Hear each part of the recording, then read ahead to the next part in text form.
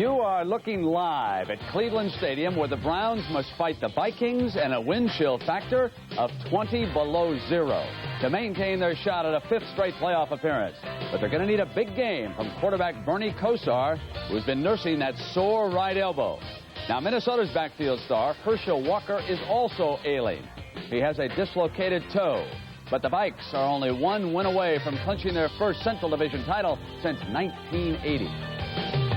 With a wind chill of -9, it's relatively balmy over in Chicago's Soldier Field. The Bears, who are not going to the playoffs for the first time in 6 years, want to see to it that the Packers don't go either. In Green Bay, quarterback Don Majkowski has worked his magic repeatedly this season, but now the Pack still needs one more miracle to make the playoffs. And inside the warm Pontiac Silverdome, the Lions welcome Tampa Bay. Detroit, with 3 victories in a row, is now, believe it or not, one of the hottest teams in the league. And running back Barry Sanders, who led the NCAA in rushing last year en route to the Heisman Trophy, now leads the NFC with over 1,200 yards, and he should be a shoo-in for Rookie of the Year. Last night, in a surprising change of events, Denver assistant coach Mike Shanahan has decided to turn down the head coaching job at the University of Kentucky. I'll tell you why he chose to remain with the Broncos. Last season, Sam Weiss coached the Bengals into the Super Bowl. This season, Cincinnati is 7-7 and 1 loss away from elimination. We'll talk with Sam about his team and the trouble it's having. If there's one place happy to watch Sam Weiss sink, it's Cleveland. Last Sunday, Weiss installed the entire city on the PA system at Riverfront Stadium. I spent some time in Cleveland this week, and you'll hear those citizens get their turn to sound off at Sam. All that and more coming up on the NFL Today.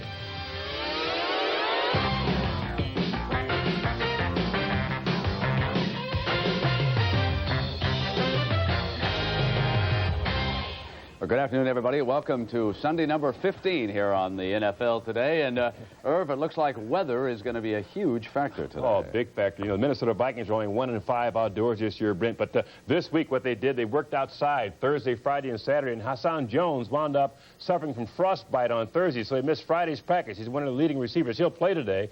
But the Vikings are also going to take advantage of this cold weather, Brent. Defensively, their strategy is to force Bernie Kosar to throw the ball late in the game, because as the game progresses, his elbow stiffens. He won't be quite as effective as a passer. Irv, let's get everybody up to date on the playoff picture now. Only 2 Sundays to go. And yesterday, Denver joined San Francisco in claiming the home field advantage for as long as each Western Division champion stays in the playoffs. And, of course, the Broncos went up over the top, 37-0 over the Phoenix Cardinals, and Steve Sewell with the touchdown pass. Now, also yesterday, the Giants clinched at least a wild card, and they applied pressure to Philadelphia in the tight NFC East race. It was a game of 2 4ths and 1. Giants scored, Cowboys did not. What a terrific goal line stand. That's 2 weeks in a row that the defense for the Giants has done it down by the goal line, and that was the tackle by Carl Banks. Now, here's what to look for today. By winning, Minnesota and Houston can wrap up their respective Central Division crowns. Philadelphia, also a win away from qualifying. Now, the Eagles play at New Orleans tomorrow night. Now, Buddy Ryan's squad could also back in today, but they have to have help to do that. Looking at the bigger picture right now, Buffalo, Miami, the Raiders, and the Rams still control their own destiny with a magic number of 2. In other words, win out and you get in the playoffs. Now, the others still alive in the AFC are Cleveland, Kansas City, Cincinnati, Indianapolis, Pittsburgh, and Seattle. In the NFC, there are 2 other survivors, Green Bay and Washington. Now, the last time the Minnesota Vikings captured the NFC Central Division title, that was back in 1980, and ironically, they did it back then also against Cleveland on the next to last Sunday of the season. This was the final play of the game. Do you remember it? The quarterback, Tommy Kramer, the wide receiver, Ahmad Rashad. 3 wide receivers right, Kramer back to pass. He's going deep, down the right side, and it is fought for, and it's touchdown!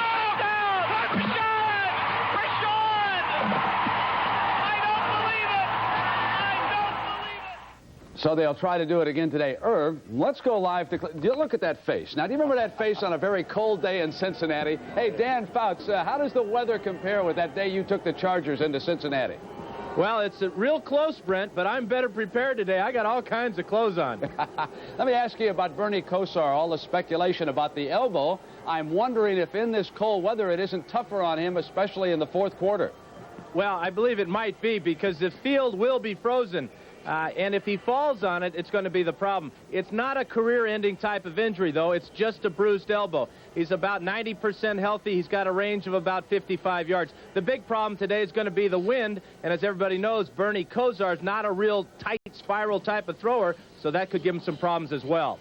Dan, this has been the year to take pot shots at offensive coordinators. Bob Schnelker with the Minnesota Vikings and Mark Trestman with the Cleveland Browns. Apparently he's under some fire in there. What do you hear about that story?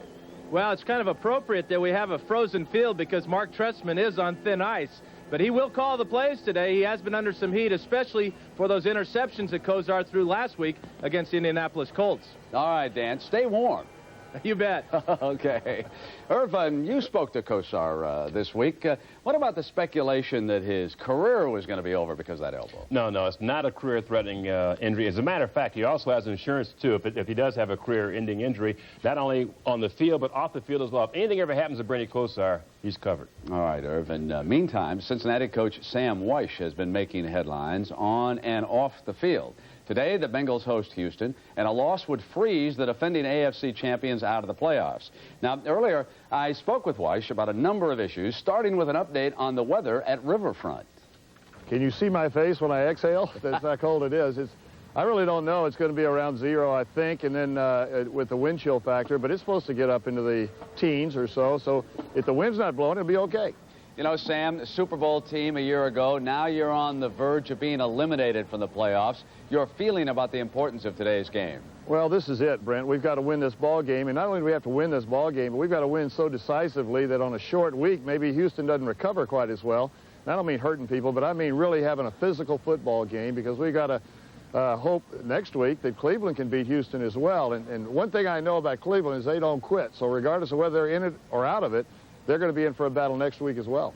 Sam, I'm somewhat surprised at the inconsistency of the team at home this year. How about you? Well, I'm surprised and disappointed like the ball club is. But, Brent, you know this game's an awfully close margin deal. And when you go into any ball game, one mistake here or there can make the difference. And that's what's happened to us this year. Sam, last week there was the incident involving the press when you barred them from the locker room. Would you do it again? It wasn't the first time that's been done. Marv Levy did it a few years ago when they had a fight in their locker room and they didn't think the press needed to be there. And I didn't think the press needed to be in our locker room in that state of mind. And I've asked Don, since he thought that this was worth $3,000 having to wait overnight, if they let me speak at their national convention this year, I'll charge them $3,000, give it to charity, and that way they can find out just what an ornery old son of a gun I am. Don is Don Pearson of the Chicago Tribune. He is the president of the Football Writers Association. We are going to get to Weish in Cleveland soon. But Sam is not the only guy whose wallet's going to be a little lighter this Christmas time. Watch this NBA fight. It's a beaut. Charles Oakley of the Knicks and Xavier McDaniel of the Sonics, they squared off in the Garden last night, folks, and they meant business. Both were ejected. As they were leaving, McDaniel shouted to Oakley, "Let's take this out back."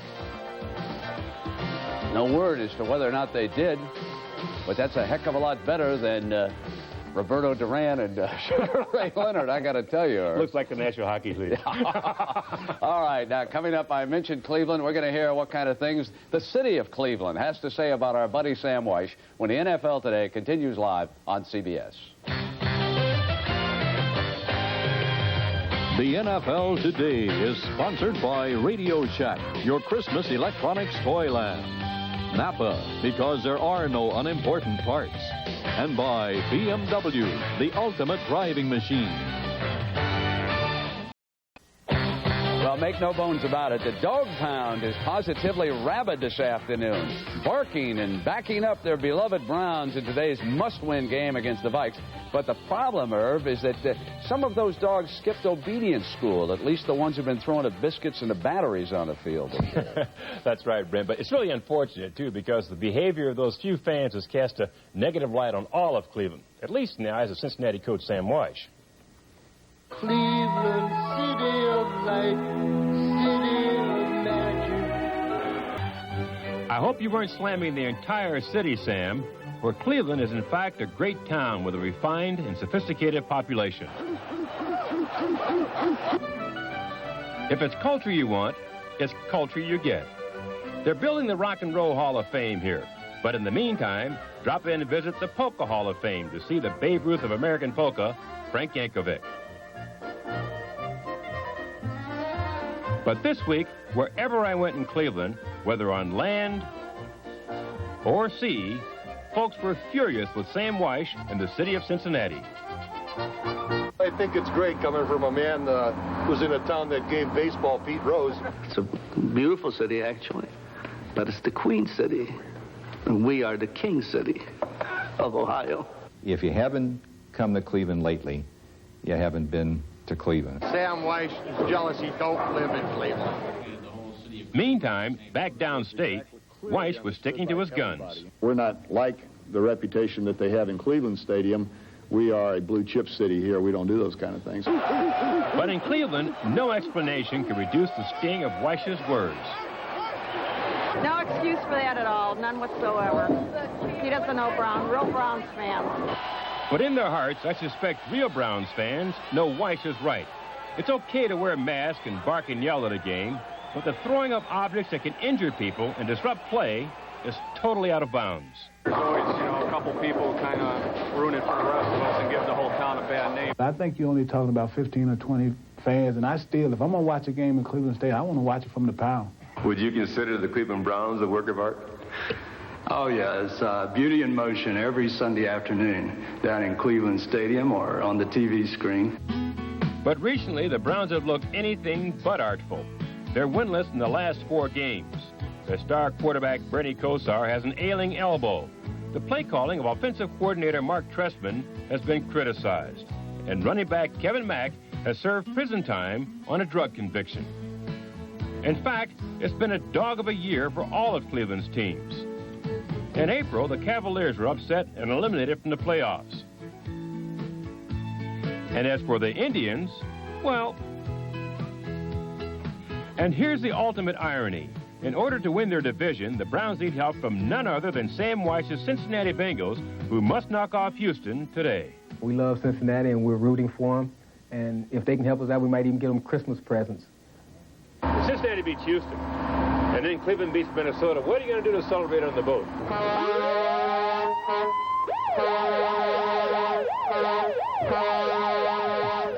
Well, we're going to have a lot of laughs about this, but we do want to clarify that Sam Weish told us again today that his comment about Cleveland was not meant really as a blanket condemnation of that city or its fans. He was referring specifically to those in the stands who were throwing objects on the field.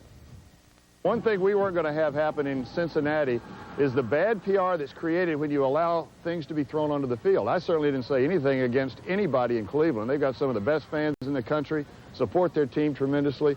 But they have allowed, and there's no question about it, they allowed things to be thrown on that field and did nothing about it until they got some bad reputation out of it, bad image. And we didn't want that happening in Cincinnati. Okay, I think we can all agree with that. Well, yesterday we took a look at your AFC coaches poll. Let's check in on the NFC coaches. You're not buying Weish. That's a cop-out. Because when they put 80,000 people in the stadium in Cleveland, nobody's left on the street. That's the entire population. But yesterday we did the AFC poll, Brent, and it was kind of close, a lot of names in it, but not in the NFC today. Let's look at the coach of the year. A good race here, George Seifert of San Francisco, Lindy Infante of Green Bay, probably the way it should be. But the other category, offensive player of the year, defensive player, rookie. Look at it. Joe Montana dominates. He gets every vote because you couldn't vote for somebody in your own team. Now let's go to the defensive player. Keith Millard dominates, 11 out of the 14 votes. And, of course, the guy that should get rookie of the year, nobody else, Barry Sanders. The only vote to Deion Sanders. And Wayne Font says, you know, I really want to vote for my own Sanders, but I'll make it another Sanders so it sounds like my guy. Herb, do you agree with all that? Well, yeah, except I didn't see any votes for Buddy Ryan as coach of the year. Can you account for that? Oh. Why would you ask? Philadelphia guy, I'm shocked. Look what the Eagles are doing. Gee, well, the thing about Seifert, he had a good team and this and that, but the way he had prepared a team during the week and focused on each game, I think he did a great job because it's so easy. I'll throw something out. How much of that is a negative Bill Walsh vote, that they felt he got too much credit for the success of that team and now another coach has stepped in there? Well, I think that most of it is realizing how tough it is to bring a team back after Super Bowl when you usually have a lot of problems, the guys are complacent. He credited Walsh all year. He never took a shot at Walsh Seifert, and for that, I give him a lot of credit. He just said, hey, Bill gave me the job, we're just going forward. Yeah, there's some other coaching news I want to check in with you, Will, and we'll have that. Will's inside look around the league when we continue live in just a moment.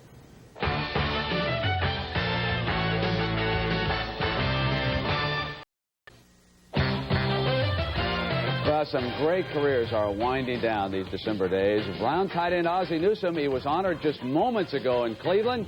He's going to be calling it a career at the end of this season. And here are 5 others who are pondering retirement, and some good names there, too. Now, some late-breaking news regarding Mike Shanahan. Is he or isn't he going to Kentucky? He isn't going to Kentucky, Brent. You know, we said in the show yesterday he had the job if he wanted it, but before he'd take it, he wanted to talk to Denver owner Pat Bowlen, and of course Dan Reeves, the head coach, after Denver played yesterday. Well, Kentucky scheduled a press conference for right now, but instead they're going to come out and say, hey, we're just going to form a committee to look for a new coach because Mike called up last night and said, I can't take the job. Now, I understand from Mike's friends what happened was Pat Bowlen and Reeves talked to him after the game and said, you could have a great future here. In fact, you know, Dan's going to retire someday, and you could be the guy. They didn't promise him the job, but they led him to believe he's going to have a great future in Denver, so he's going to stay with the Broncos. You know, Will, Broncos got help from a rookie, Bobby Humphrey, supplemental draft. How about the list of the seniors who are eligible? We've talked a lot about underclassmen, but what about the guys who are coming out for sure? Well, you know, Brent, there were 2 big scouting combine meetings this week in the country. Virtually all the teams were involved. And what they do is grade the players like after the college version of the regular season. And here are some of the guys who will be in the top 10. Remember now, these are seniors. And, of course, one of the things discussed in these meetings were the possibility of juniors that might come out. There's the second half of the top 10 right there. These people think that anywhere from 20 to 40 underclassmen might come out next year. And if they do, there could be a problem. Like Mike Lynn of the Vikings told me if that many come out, he thinks Paul Tagliabue, the commissioner, should definitely go to court and try to stop it. Hard to deny the right to make a living under our current laws, but that'll be interesting. What about Plan B free agency? A lot of teams did get help that way last year. They did. And in the mail right now are letters from the NFL office. The teams are going to get them tomorrow morning saying officially we are going to have Plan B free agency again next year. On February 1st, you're going to have to protect 37 players and let the others go to free agency. And when I left here yesterday, I went over and watched the Cowboy game at Giant Stadium. Jerry Jones, their owner, told me we're going to go big into the Plan B market because some teams last year helped themselves that way. Coaching market, Will. What about Atlanta? Well, I think Atlanta, you know, they're talking to Steve Spurrier, but what they're going to do, from what I understand, is wait until the season is over so they can talk to some top NFL assistants. And what they really want to do down there is find an offensive type of coach that can work with their young quarterback, Chris Miller, and bring him around. All right, and we're going to continue live with the NFL Today on CBS in just a moment.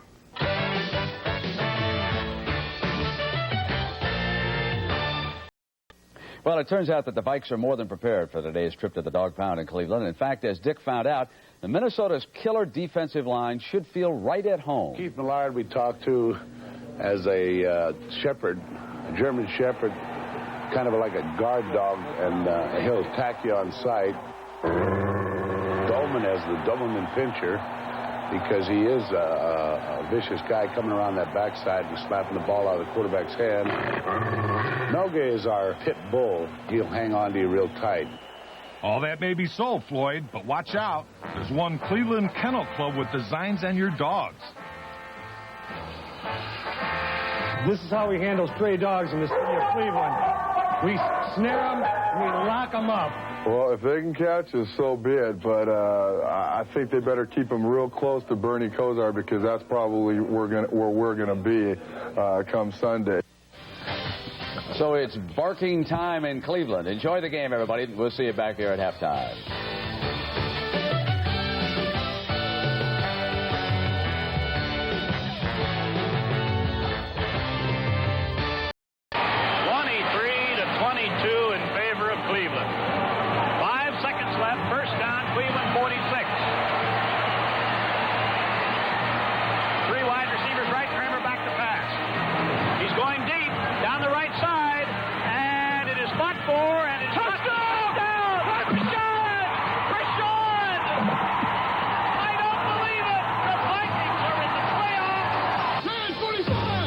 The Minnesota Vikings have not laid claim to a Central Division title since that game in 1980.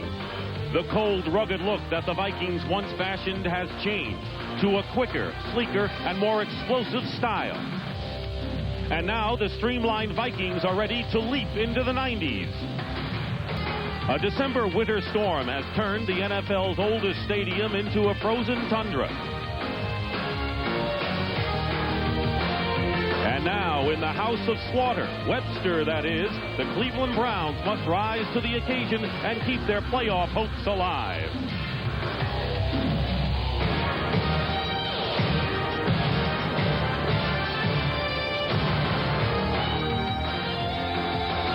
When you play in Cleveland Stadium, you must battle the elements. And today, Minnesota will find that only the strong survive. Cleveland Stadium is sold out, just under 80,000 for this important matchup between the Minnesota Vikings and the Cleveland Browns. Weather is a story. 10 inches of snow fell in the Cleveland area on Friday. This morning it was -7, the coldest it's been in nearly 40 years. But the fans have come prepared. The temperature right now is up to 10 degrees, the wind chill -18, and the field is solid frozen. The Minnesota Vikings are fully aware that a victory for them today or a loss by the Packers against the Bears will give them that division championship. And in the AFC, the Cleveland Browns do not control their own destiny. They need a victory desperately today and a Houston loss to Cincinnati to just keep them alive until the final weekend next Sunday. Hello again, everyone. I'm Dick Stockton along with Dan Fouts. This game is truly a throwback. We were talking about before the age of indoor stadium and artificial turf. That's what we have today. And in talking to Jerry Burns and all the Minnesota Vikings yesterday, what were your impressions for them coming into this game, Dan? Well, when you combine the fact that they have the #1 defense in the league and this field and the wind chill factor and the wind and everything, the problem is going to be the defense. Can the Cleveland Browns get any offense going against Dolman and Millard? But the one uneasy feeling I have coming into this ball game is, do the Vikings want it as bad as the Browns do? Remember, the Vikings have 2 shots at that magic #1. Now, the Browns don't have 2 shots at all, and the problem for them has been a desperately terrible offense the last 4 weeks. They have tied 1 and lost 3. Bernie Kosar is starting at quarterback. They thought about Mike Pagel. Kosar starts for the Browns. Your thoughts on that? Well, Bud Carson will not hesitate to change Bernie Kosar if he gets off to a slow start. But the Browns have great defense as well, but it's a key for Bernie Kosar to be the star today because he's going up against the best defense in the entire league. And the Browns have won the toss. There is Rich Carlos, barefoot and all, will be kicking off. Eric Metcalf, the impressive rookie, is deep for the Browns. And we're underway, and it'll be Metcalf inside the 10. Metcalf with a terrific return brings it out close to the 40-yard line, where Mark Trestman makes the stop for the Vikings, a 30-yard return.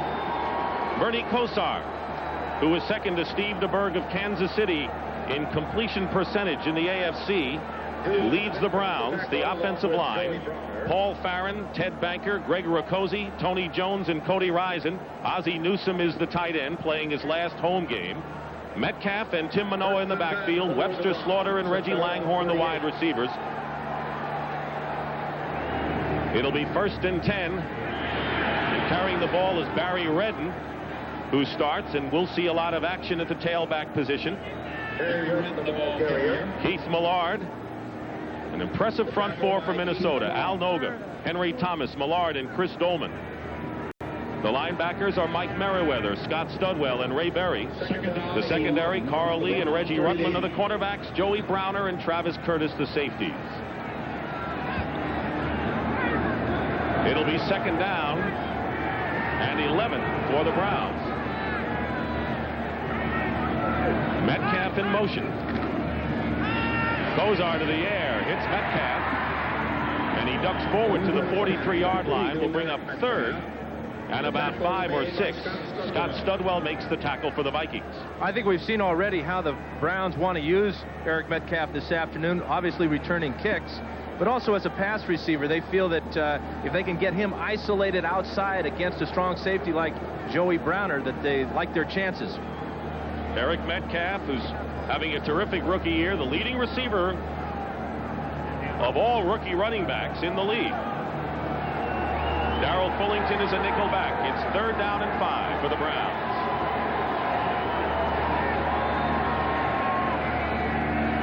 And Kozar will call a timeout.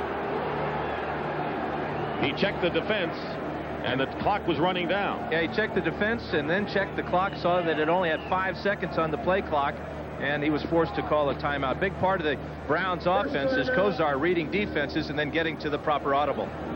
Bud Carson, the head coach, Mark Trestman, the offensive coordinator, and the Browns have used a timeout. First year as offensive coordinator is Mark Trestman, who was with Bernie Kozar at Miami and has come under fire because of the terrible offense the Browns have experienced. He is the man on the hot seat today, and there's a lot of question as to whether he'll be back in that position next year. Not on the hot seat, but as offensive coordinator. 4 wide receivers on 3rd down and 5.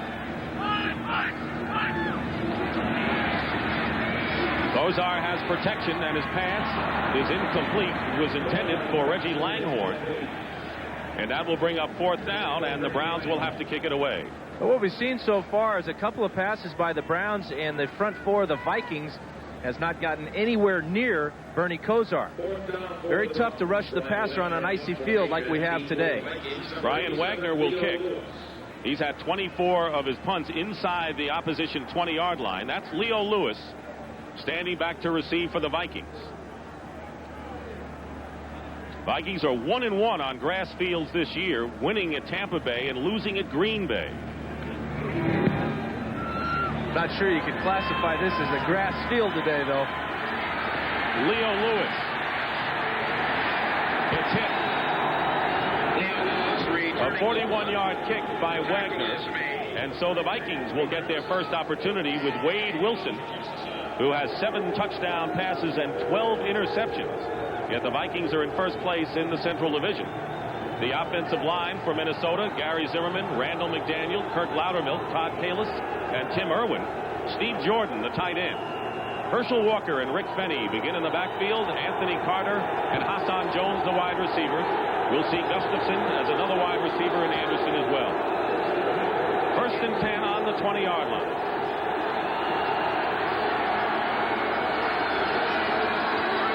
Walker goes in motion outside. Wilson flush from the pocket, and the ball intended for Carter is tipped away, and a fine play made by Mike Johnson, the linebacker. Ball was deflected up in the air, and Thane Gash came within an eyelash of picking it off. There's the middle linebacker, Mike Johnson. He gets there as the ball does. Nice job of knocking the ball up in the air, and look how close Gash gets to it as he puts just his left hand on it. 2nd down and 10, and of course you're not surprised that the Vikings will put the ball up in the air even in these weather conditions. Well, Bob Schnelker, that's his philosophy. The worse the weather, the more he wants to throw it.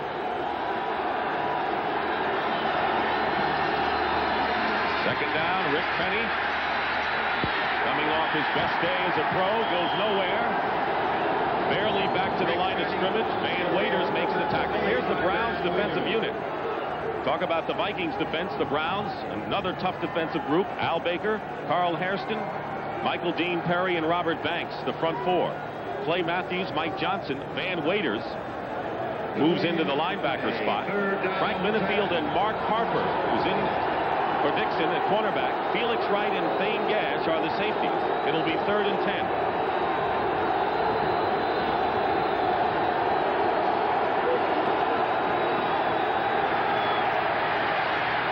Wilson with time. Runs and just gets a couple. Robert Lyons, one of the nickel backs for the Browns, makes the stop. So each team has had a chance, and now it'll be Minnesota's turn to kick it away. The Browns excel at the nickel defense. That time they only had 3 down linemen in the game to rush the passer. In fact, they took out one of their best pass rushers in Bubba Baker. Their philosophy is to drop 7 or 8 men and make Wilson try to make the big throw in the zones. Gerald McNeil goes deep for the Browns. And Bucky Scribner will be punting for the Vikings.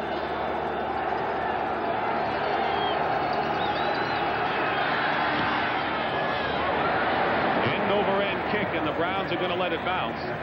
They'll get good field position no matter when it stops. And it is down by the Vikings. And they will mark the ball at about the 36-yard line. A 39-yard kick. They've come prepared, the fans, for the cold, inclement weather. 10 degrees in Cleveland. The wind normally blows heavily off of Lake Erie, but right now the wind is not a factor as the Browns get set to go on offense in good field position for the second time. One of the things these fellas on the sidelines have to be careful of is not to catch these capes on fire on those gas heaters. A lot of times those guys will try to get so close to the heater that the capes will start to melt. Sort of a different version of the hot foot. Bernie Kosar, he too has come under fire along with Mark Trestman and Bud Carson for the Browns' inability to mount an offense as of late. They start from the 38-yard line. Kevin Mack is in the backfield. On first down, Kosar's pass is caught. Reggie Langhorne makes the reception, and it'll be enough for a Browns first down just shy of midfield. Good for 12 yards. Carl Lee makes the stop. Well, Reggie Langhorne is the Browns' possession receiver. He should be featured quite a bit today because teams like to double the other wide receiver, Webster Slaughter. But Kosar, under heavy pressure from Henry Thomas, put the ball right on the money. Reggie Langhorne with a terrific season. Webster Slaughter has been their ace, however. Barry Redden and Tim Manoa, a new set of backs in there. 1st and 10 at midfield for Cleveland. Kosar going deep on first down, and he overthrows the intended receiver, Webster Slaughter. Double covered that back there by Reggie Rutland and Travis Curtis. Well, Slaughter really is their long ball threat. He has receptions this year of 97, 80, and 77 yards. So he obviously will have the attention of the secondary of the Vikings. Two scores we'll be watching closely today, of course, will be the Green Bay-Chicago game and the Houston-Cincinnati battle. And, of course, the Bengals have jumped up in front of Houston 7-0, which is good news for the Browns. 2nd down and 10.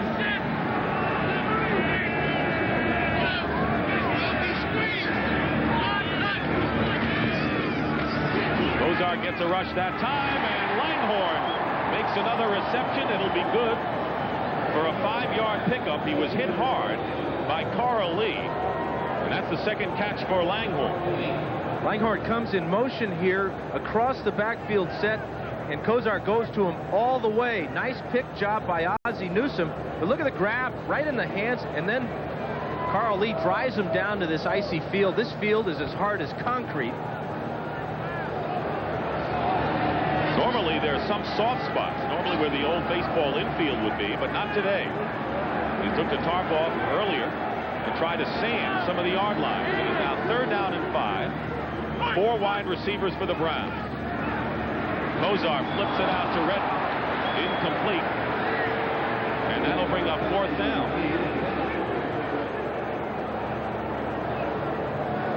So the Browns got into Viking territory. Couple of receptions, and they'll have to kick it away. Brian Wagner comes into the game, and again Leo Lewis goes deep for the Vikings. No one expected a high-scoring affair today. Field position is really going to be a key today, and so far the Browns have had it. Now it's up to this man Brian Wagner to pin the Vikings deep in their own end.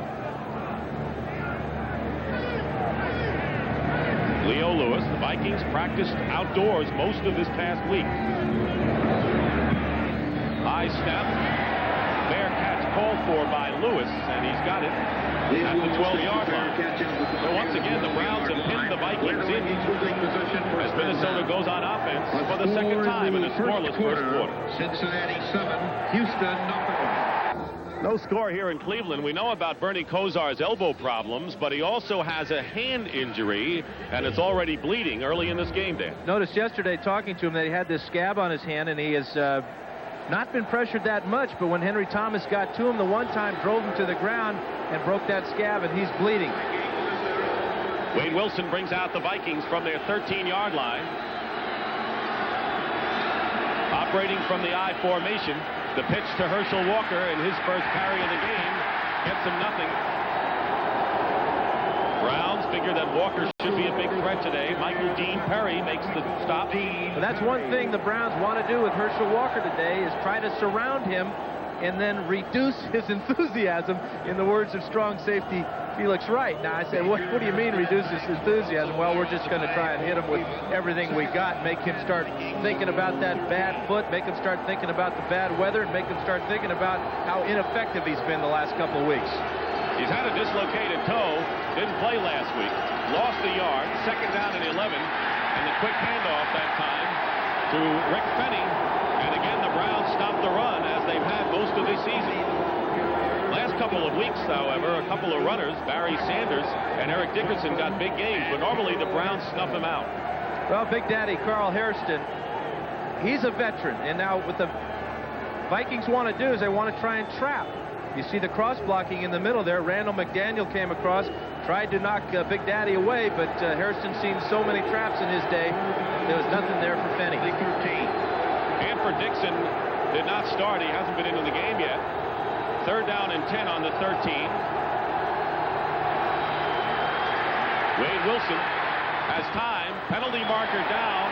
Hassan Jones, the intended receiver, and the pass is incomplete. Tony Blaylock knocked the ball away, but there's a flag down, and we'll hear from the referee, Fred Wyatt. It'll be against the Vikings, holding, and half the distance, but it'll be fourth down. Holding, number 63, declined, fourth down. Kirk Loudermilk, the center. Jerry Burns shaking his head on the Minnesota sideline. Well, he's seen Loudermilk get called for holding calls a lot lately. 2 last week in the first quarter against Atlanta, and now 1 here in the first quarter. So he doesn't want to see any more of that from his center.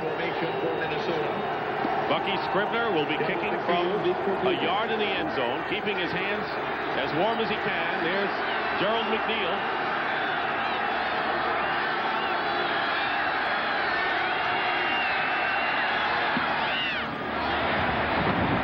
Fair catch, and McNeil will field the ball in Minnesota territory at the 48. The kick went 35 yards. Each team has not been able to move the ball, but Bud Carson's Browns have had the big edge in field position, something you mentioned moments ago. Well, and it all goes back to the opening kickoff when Metcalf had the nice return. Since that point, not a whole lot of offense, but the field position now, the Browns will take over inside of the Viking territory because they've been able to punt the ball back and forth and get the edge that way. Talked about the wind, which has not been a big factor thus far. Normally the wind affects passes out on the flat, the left or the right flat. And it affects the field goal kickers a great deal. Eric Metcalf at the top of your picture. First and 10 at the 48. Kevin Mack. Good second effort by Mack. Gets the ball to the 44-yard line. Henry Thomas and Keith Millard make the stop. We'll see a lot of the big backs that they like to call them here in Cleveland now. Kevin Mack, Barry Redden, and Tim Manoa, because Bud Carson feels that really is the personality of his offensive football team, and they just discovered it very recently. Eric Metcalf is more of a scat back and third down back, and a guy that he wants to use today as a receiver, so we'll see the big fellas in there. Second down and 7 after a gain of 3.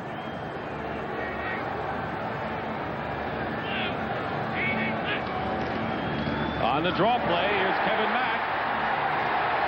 And Mack, close to first down yardage, is finally hit at the 40. Scott Studwell and Joey Browner, but Mack looking good.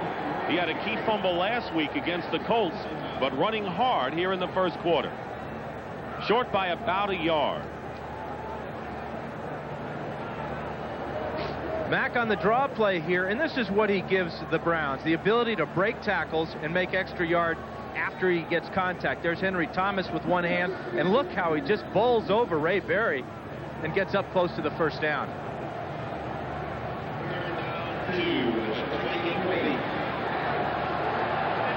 Third down and 2 at the 40. Tim Manoa in motion, and Mack gets thrown for a loss. Loss of a couple. Ray Berry with another fine play. Ray Berry, his play has been a key to the Herschel Walker deal because Jesse Solomon and David Howard were dealt to Dallas, giving Berry a starting role, and he's delivered. Well, and Berry gave Kevin Mack the old payback. We saw Mack knock Berry down, and now Berry comes right through there and drops Mack for a big loss there. And again, Brian Wagner will have to punt the Vikings deep in their own end. Brian Wagner will kick again. And Leo Lewis back to the 10-yard line.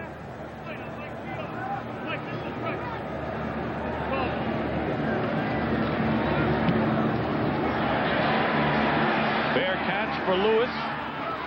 And he makes a tough running catch at the 15-yard line. And right now, for an NFL Today update, some of the important games going on. Here's Brent Musburger in New York.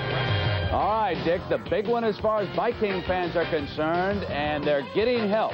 This was their first touchdown. Keith Woodside with a spectacular run. It was 7-0. Then the Bears came back and tied it. Now, just seconds ago, the Packers are in again. They lead it right now, 13-7. Back to Dick. All right, Brett, thank you very much. Puts more pressure on the shoulders of Minnesota. They have the ball 1st and 10 on the 15-yard line. Wade Wilson, straight back, drills it, and the pass is caught by Steve Jordan, the tight end. And the biggest gain of the first quarter of 21 yards, and the Vikings carry it out beyond the 35-yard line. The free safety Thane Gash made the stop. Viking offensive line gave Wilson great protection that time, and that was a long pass down the field for the tight end. But the field position, as we talked about, is going to be very important. So far, Cleveland has not been able to capitalize on the fact that they've been taken over almost at midfield. Chris Pike is in the game, replacing Carl Hashton, number 75, at tackle. 1st and 10 at the 37 for Minnesota. Here's the pitch. Walker, and the Browns gang up on him again. Mike Johnson was the first man to get to him.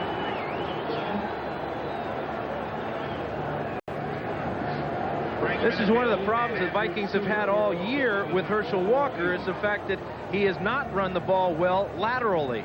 When he gets his speed up going north and south on the football field, he's a lot more effective. But there is the gang tackling again by the Browns, trying to reduce some of that enthusiasm. He gained 148 yards, Dan, in his first effort, but you see, as the season has gone on, his effort has dwindled, and now they are going away from directing their offense toward Walker and making him adjust to them. 2nd down and 11. Design rollout for Wade Wilson. The pass intended for Hassan Jones was low, and Frank Minifield was the defender on the play, and that'll bring up 3rd down. One thing that's always puzzled me about Bob Schnelker and his play selection is why he doesn't get the ball more often to Anthony Carter. I played with a couple of guys with the same type of talents in San Diego, namely John Jefferson and Wes Chandler. And we always felt that if we could get those two guys going early in the ball game, that they would give us a tremendous emotional lift. Anthony Carter is a very talented man, and one that seems to play well in these types of games. 3rd down and 11.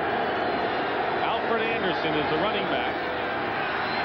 Wilson, under pressure, gets rid of it and throws it away. No receiver near the ball.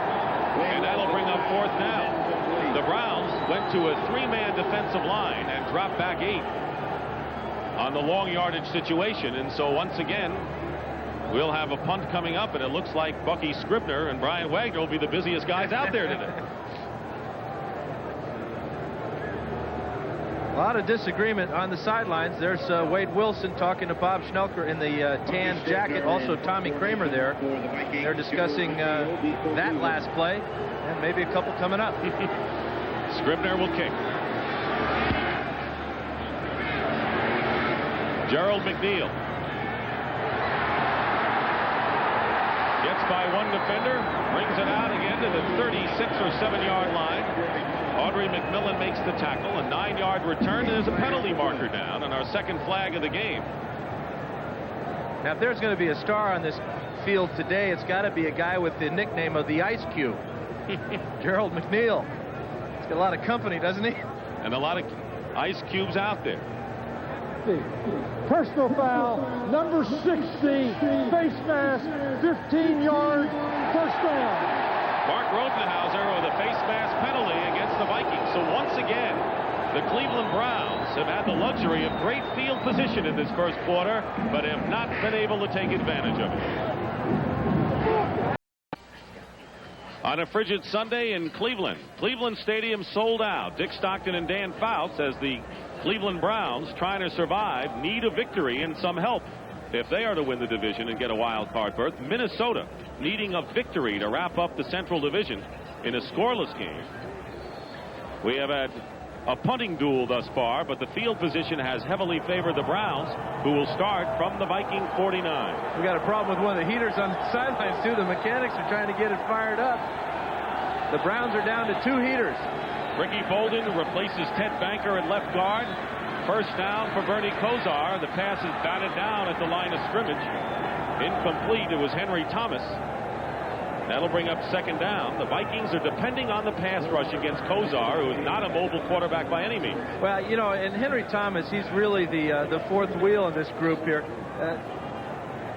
The teams talk about, their opponents talk about, well, they got Chris Dolman and they got Keith Millard and Al Noga, and then they got some guy named number 97. Who's in demand by several clubs. Dallas wouldn't mind getting number 97. Second down and 10.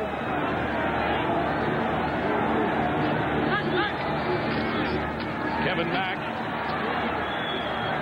gets maybe a yard or two. Mack did not carry the ball until early December. He had arthroscopic knee surgery and was in jail for 30 days after pleading guilty to a drug charge. The Browns had expected his services all year because he was the big back that they expected production from.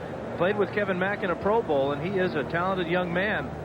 He's got his life straightened out now, and the Browns are really hoping for a big contribution. He is the big back on this type of field that they need to be effective running the ball. Third down and 8.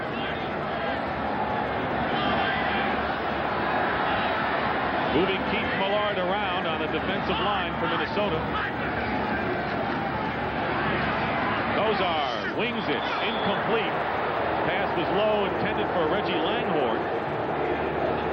That'll bring up fourth down. The big problem Kosar had that time, he wasn't able to step up into the pocket because Chris Dolman was coming. Dolman is at number 56 from the right side of our screen. He comes inside against Paul Farron, and there he is just hitting Kosar, who was unable to step up. Dolman coming in with 17 sacks. But did you notice how Kosar fell on his elbow? That's been a problem for him the last couple of weeks. A lot of swelling in that right elbow. 7th punt of the game coming up already. Brian Wagner kicking. Leo Lewis is deep. Lewis is going to let it roll, and the Browns will down it at about the 17-yard line. Mike Oliphant, kick went 30 yards. Scores important today in Week 15. Packers lead the Bears 14-7 in the first quarter. Cincinnati over Houston 14-0, and they're announcing, and on purpose, only if Cincinnati's leading to the crowd here in the game. And they've announced at one time when it was 7-0, the place went crazy. We should expect to hear this 14-0 score pretty soon. Art Modell's pulling out all the stops today. Vikings have not had good field position in their possession. Start from their 17. Pitches to Rick Fenny. Cuts upfield nicely, and a nice gain by Fenny. May have enough for the first down, and he does. Tackled by Robert Banks. Fenny is the back on this side. Wilson's going to turn and toss it to him. Now watch number 30, Thane Gash here. As Fenny breaks his tackle, that gets up the field and punishes the strong safety Eric Wright. Fenny is again a throwback to the Bill Brown and Dave Osborne days. Coming off a career-high 89 against Atlanta last week. On first down, Herschel Walker picks up a couple of yards to the 31-yard line. Gain of 3. Reggie Rutland on the sideline in the defensive back. Banks makes the stop. Make that Bill Brown. The old Viking fullback, number 30, with the crew cut. That's when they used to play at Metropolitan Stadium, and you could see the steam coming out of their mouths when they used to play at that stadium before they went indoors. Second down and 7.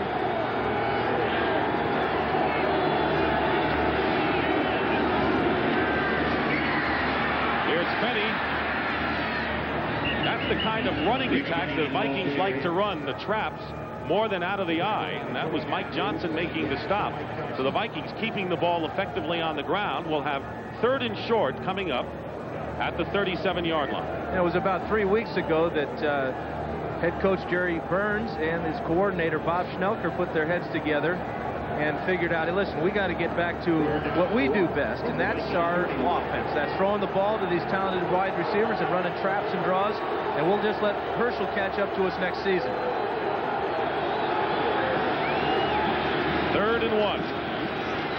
Fenny, and Fenny's going to be stopped as the Browns clog the middle, and with help from free safety Thane Gash, who supported the run, Van Waiters also involved.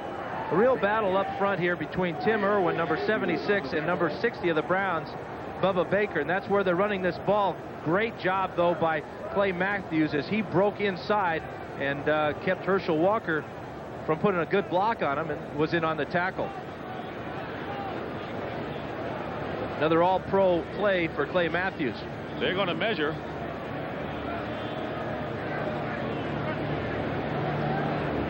Vikings have had terrible starting position so far in this game.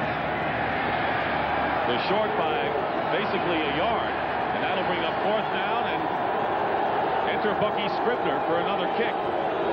Bud Carson, his first year, toiled as a defensive coordinator for many pro clubs to great success. Bucky Scribner in formation. Jerry Burns, who likes to leave most of the work in the hands of his coordinator. Schnelker on the offense, Floyd Peters on the defense. And when you ask Jerry Burns what are his worries today, he said, well, more the things that are out of our control, like the weather, the field condition, and just the plain bounce of the ball. Talk about bounce of the ball. That ball bounced. Short end-over-end kick. McNeil will let it drop, and it'll be down by the Vikings at the 28-yard line by John Galvin. That kick went 35 yards. Nice job of Scribner getting down like a shortstop, keeping the ball in front of him. Low snap from his center, Rodenhauser, and he just got it away. The Browns did not come with any pressure at all, or they might have blocked that one. And you would figure, Dan, in a game like this, deflections, tips, bad snaps, turnovers are going to be a big factor and probably will decide the game, not to mention the field goal kick. All those things that you really can't prepare for during the week. Browns with their worst starting position of the game thus far, their own 29-yard line. 22 seconds remain in the first quarter. No score.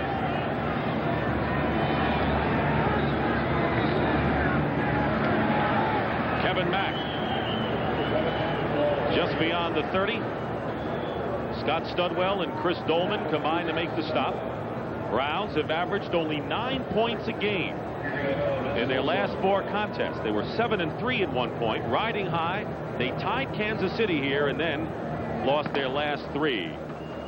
And that ends the first quarter here at Cleveland Stadium. No score between the Minnesota Vikings and the Cleveland Browns.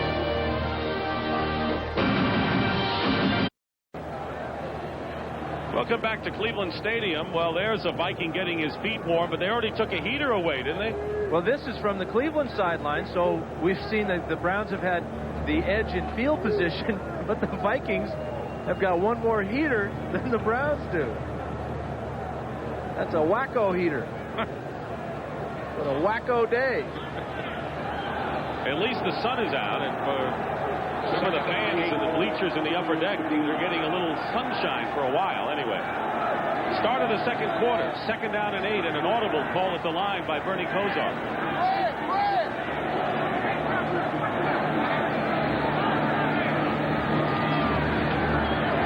Kosar has it tipped again. They have not gotten to Kosar, but they have pressured him a couple of times and a couple of tipped balls. Keith Millard got in his face that time. Well, Bernie is 6'5", and he gets a lot of balls knocked down at the line of scrimmage because as you watch him deliver this ball, look how low it comes. He is a sidearm slinger, and that's why he gets so many balls knocked down at the line of scrimmage. And coming into a ball game like this, the Vikings defensive line knows that. They have very good athletes there on that line. So if they can't get to Kozar, they're looking at him, putting their hands up, and trying to knock it down. He's missed his last 4 passes. 3rd and 8 out of the shotgun.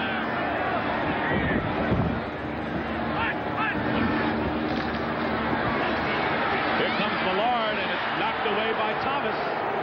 That's the second tip ball by Thomas today, and that'll bring up 4th down. And Kozar's problem is that he can't get the ball beyond the line of scrimmage. And now the Browns will have to punt again.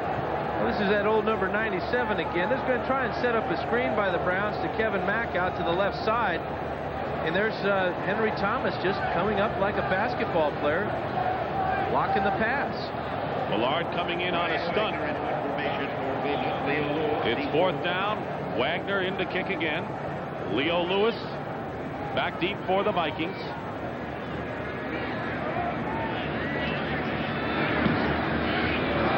Fine kick by Wagner. Lewis with the return. And the Vikings will have pretty good field position for the first time today, but there's a penalty marker down. Keith Jones made the stop for the Browns. That kick went 46 yards and a penalty.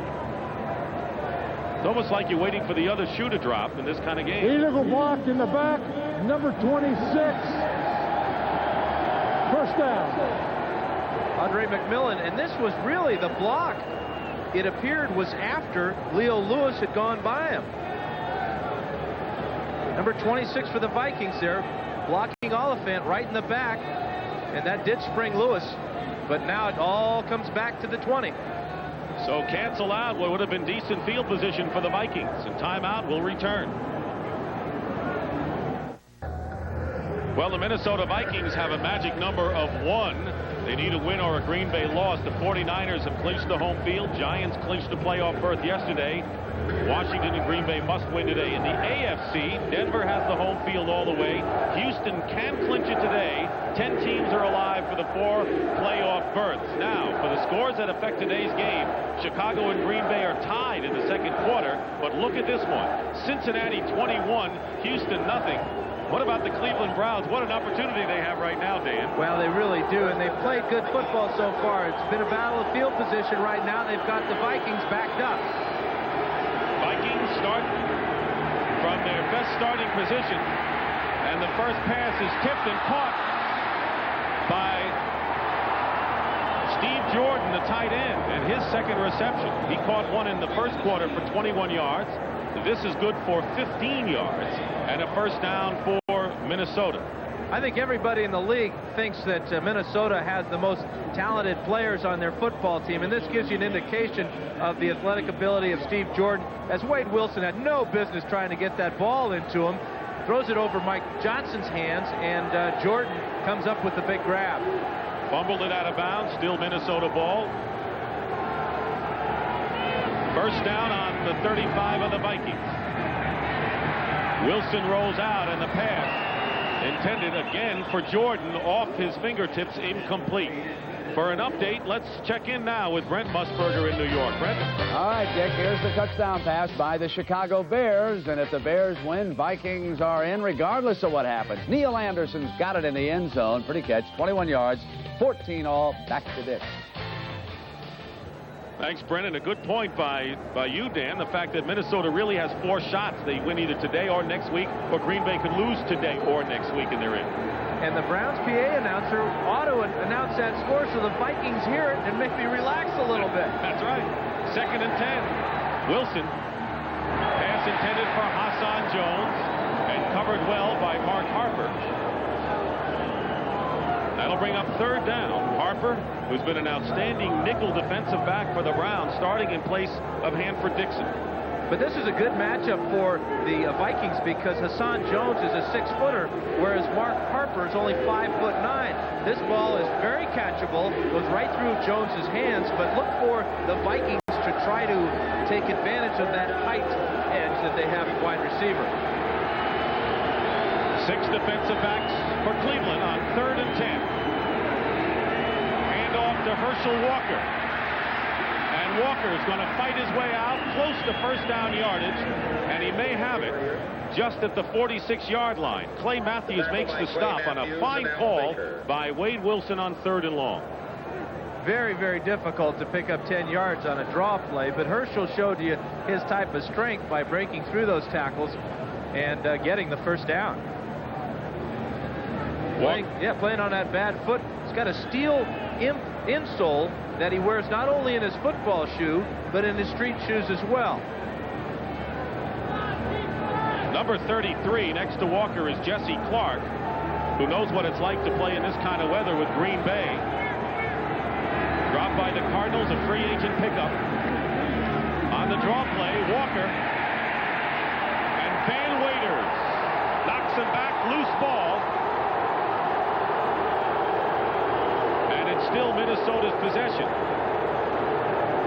Van Waiters starting in place of the injured David Grayson with a big stop on Herschel Walker. Well, you talked about Jesse Clark coming into the game. Here is Clark, and he is blocking on Waiters, or trying to.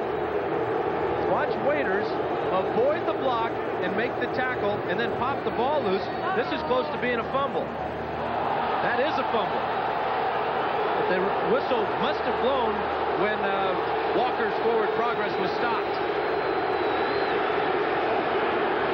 It was a fumble, and the Browns had recovered.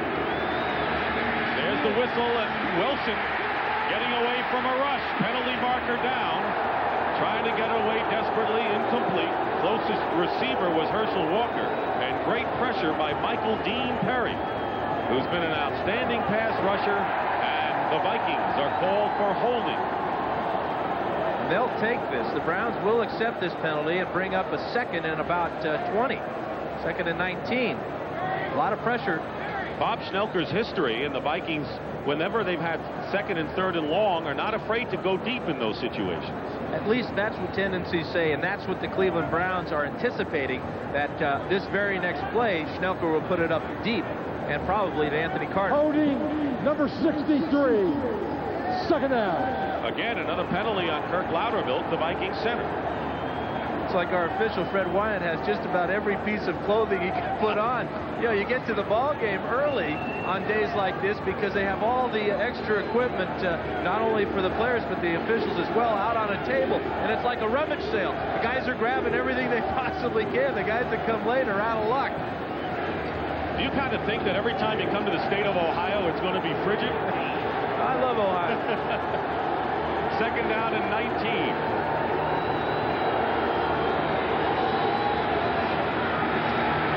Passes batted down. Now Bubba Baker, who played with the Vikings a year ago, knocked the pass down at the line.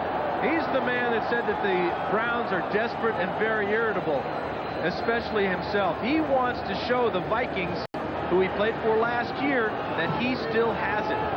He wants Floyd Peters at the end of the game to say, hey, that old Al Bubba Baker, he gave us a lot of trouble today. Well, he gave Wilson trouble on that one. Third down and 19.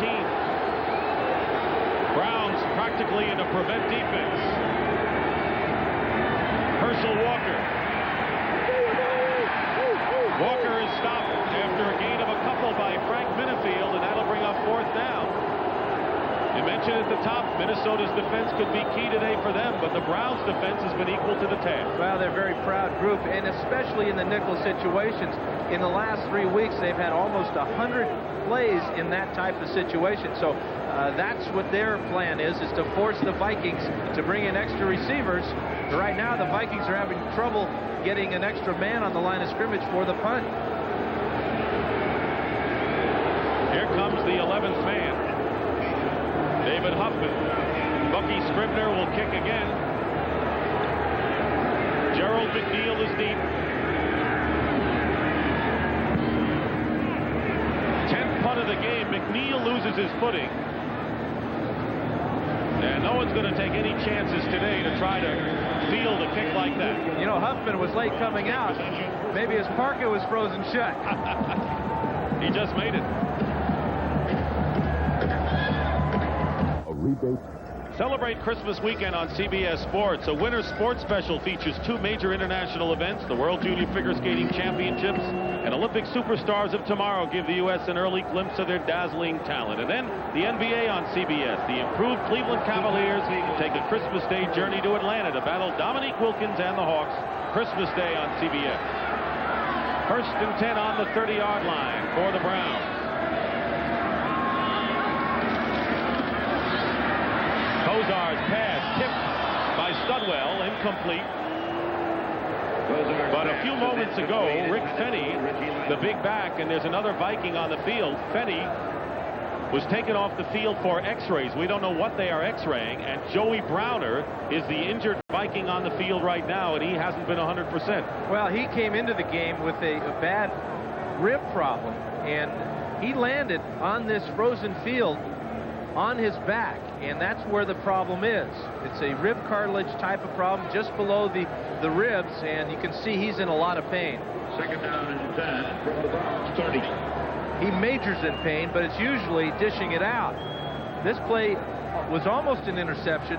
Studwell comes over, knocks the ball up in the air, but watch how Browner will land right on his backside, and that's the problem there. Right thigh is the injured part for Finney.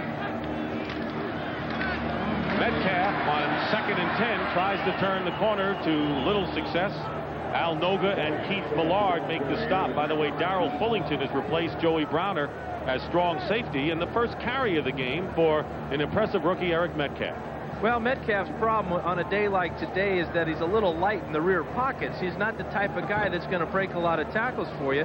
In fact, the Browns are a little bit disappointed at the fact that he plays running back a little bit like some quarterbacks, where he comes and will confront a tackler. He'll go down and instead of trying to run through him. 3rd down and 9. Browns yet to convert. They've all been long conversion attempts, however.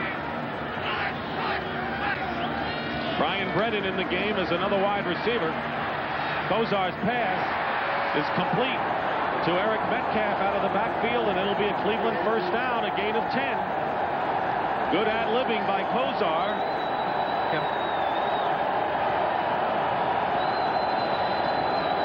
Okay, Metcalf is on the left side. He circles out, and he is what you call the safety valve. Kozar looks all around, finds Metcalf in the zone right over the middle, and Eric gets up just enough for the 1st down.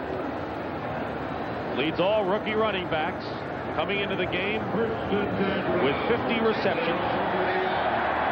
Only the 2nd 1st down for the Browns. Joey Browner is back in the game. 1st and 10 Cleveland. On the 41. Metcalf, and on a reverse, Langhorne, and he's going to lose a bunch. And it was Chris Dolman who smelled out the play, and a big loss of 9 yards as the Browns try to get a little fancy to get some room.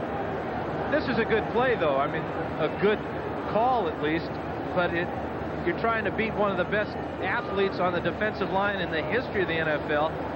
Dolman just too fast, too smart, and that does pin the Browns back. But Dolman, he has a couple of interesting goals this year. Number 1 is to set an all-time sack record. He feels if he does that, his 2nd goal will be attained, that being named NFL Defensive Player of the Year. Well, as you can see, he leads the league. He's 5 shy of Mark Gastineau's sack record. And 1 shy of Alan Page's club record. 2nd and 19. Kozar fires. Webster Slaughter holds onto it and makes a fine catch in the middle of 2 defenders. A gain of 17. Reggie Rutland makes the stop. And that's the guy who broke Paul Warfield's all-time single-season mark. But I want you to notice one thing. This man right here, Webster Slaughter, a San Diego State Aztec, is playing without gloves. He's used to playing in the warm weather, but look at this grab with just the bare hands. You're proud of him because of that, aren't you? Well, I know how important gloves can be, but I've got 2 cents on myself. Diego guy doesn't have to worry about catching the ball. Not anymore. Tony Rison appeared to move for the Browns. That'll leave Walker down. Number 63. So instead of 3rd and 2, it'll be 3rd and 7, and that's a horse of a different color for the Browns in this kind of a game. A critical mistake. That kind of really, you waste Webster Slaughter's great effort. And there you see his reaction to the flag. That great catch he made set the Browns up in a 3rd and 2, and now they're backed up 3rd and 7. Green Bay leading Chicago 17-14. Cincinnati over Houston 21-0. The 6th play is coming up. That's the longest drive of the game by either team. And the whistle blew, and a flag is down, and we may have another Cleveland penalty. And it would have to be a legal procedure against the Browns. False start, number 66. 3rd down. This time it was Tony Jones. And that's one of the factors that, or one of the results of the weather factor today. It's so cold, it's hard to keep your attention. It's hard to concentrate on the field. That's one of the problems, though, as Mark Trestman tries to come up with a play on 3rd and long after 3rd and 2. 2 penalties that have affected the Browns. Mistakes, turnovers, penalties, and now they're backed up to their own 39. And you talk about home field advantage. Well, in this type of weather, there is no advantage to either team. In fact, the home team players are mad that it's so cold at their own home. They should expect it this time of year.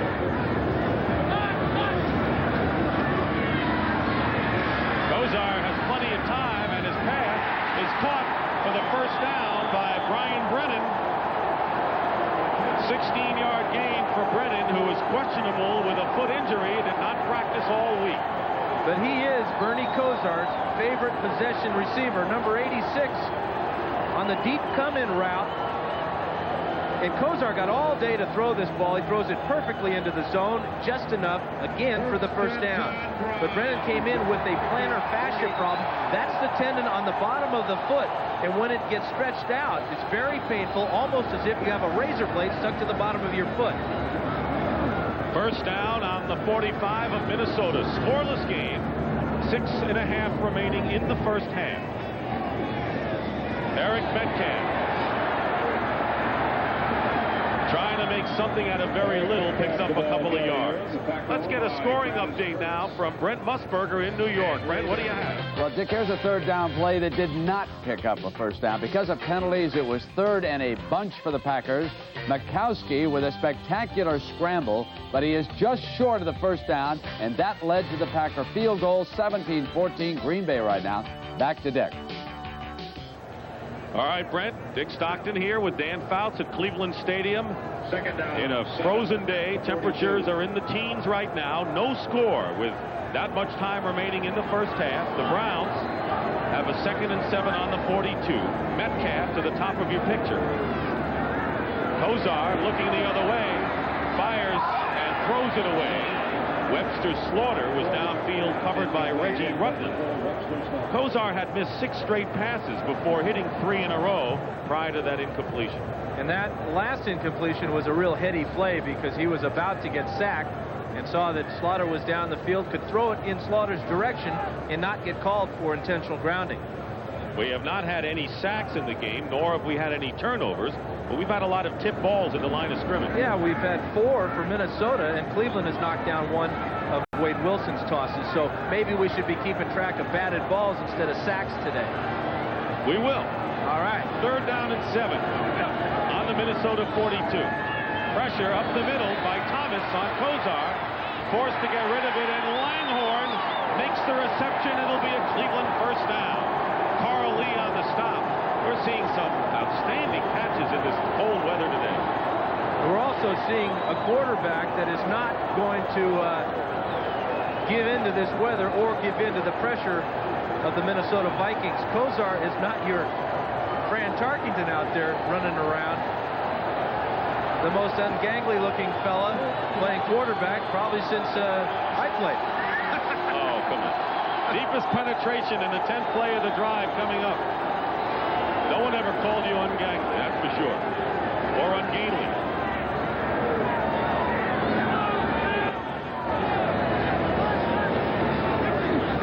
Kevin Mack will lose a yard. Mack and Barry Redden come in. New set of running backs. Chris Dolman and Thomas Struthers in the game for the Vikings make the stop. Here's Goldman right here. Watch how playing on the other side of the field now becomes a factor. Actually, that's Al Noga, and he slips the block of Kevin Mack or Barry Redden. I'll get him straight here in a minute. Second down, 13. But a lot of great athletes playing on the defensive line, showing their ability to play a little matador. It says running backs come to try and block them. Browns have gained only 1 yard rushing. Kozar's pass incomplete. Would have been a tough catch for Webster Slaughter. Kozar's pass incomplete. And that will bring up 3rd and long. Tremendous year for Webster Slaughter. 61 catches, a career high. Brian Brennan will bring in the play from Mark Trestman. We talked with Joey Browner, the strong safety, who, by the way, is back in the ballgame. And he said that looking at Webster Slaughter, you don't really fear him for his speed. He's got a kind of a sloppy uniform and he runs all elbows and knees and everything. But the guy is not afraid to go across the middle. And he is the Browns' really big threat on the long ball. Maybe he's on game. 3rd and 13.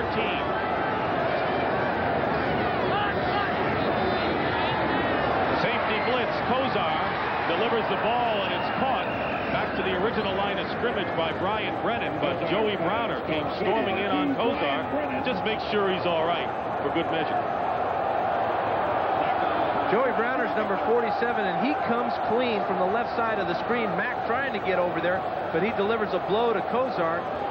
Good tight coverage on the blitz by the secondary. McMillan was there all over Brennan. Decision time here, though, now for Bud Carson. It appears they're going to go for it on 4th and 8.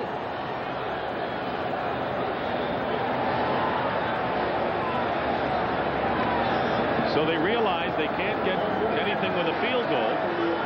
Well, by that statistic, they are certainly due to convert one of these 4th downs.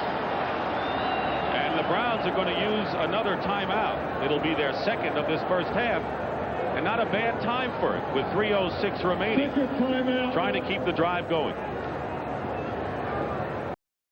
Browns have used their 2nd timeout. Dan, I can understand why they don't want Matt Barr to try a field goal here, but why don't they try to punt the ball out of bounds inside the 10 or 5 and really hem the Vikings in? I think Bud is confident that even if they don't make it, that his defense will prevent the Vikings from moving down the field and scoring. 4th and 9 for the Browns on the 31.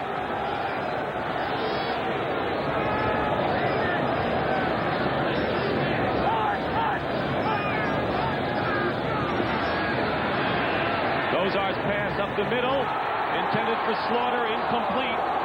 And the Vikings will take over on downs. Michael Grimm, an extra defensive back, defending on the play, and looked like Slaughter was there for a while at least. Well, he was there. Kozar just comes up a little bit short. You got to wonder about him in that right elbow of his. He steps up in the pocket well, but the ball just comes in about a yard shy. Well, Bud Carson gave it a shot. Came up gnawed, and the Vikings will take over on downs when we return. You think those feet aren't cold on a frozen turf? Yeah, they talk about quarterbacks having happy feet. Well, that's not exactly what they mean. Those are just plain cold. Cold dogs. Well, the Vikings have their best starting field position of the game. 1st and 10 on their 31. Jesse Clark and Herschel Walker are the running backs. Wade Wilson will put it up on 1st down, going for Walker, and great pressure by the Browns. Interior defense knocked Wilson down and gets a boost from Michael Dean Perry. Good pressure from the Browns front line. They have a number of sacks this year as well, and although they don't get to Wilson this time, Perry and Big Pike, that is, Chris Pike, number 75, put Wilson down. Every time a quarterback gets hit on a day like today, he's landing on a frozen field. 2nd and 10.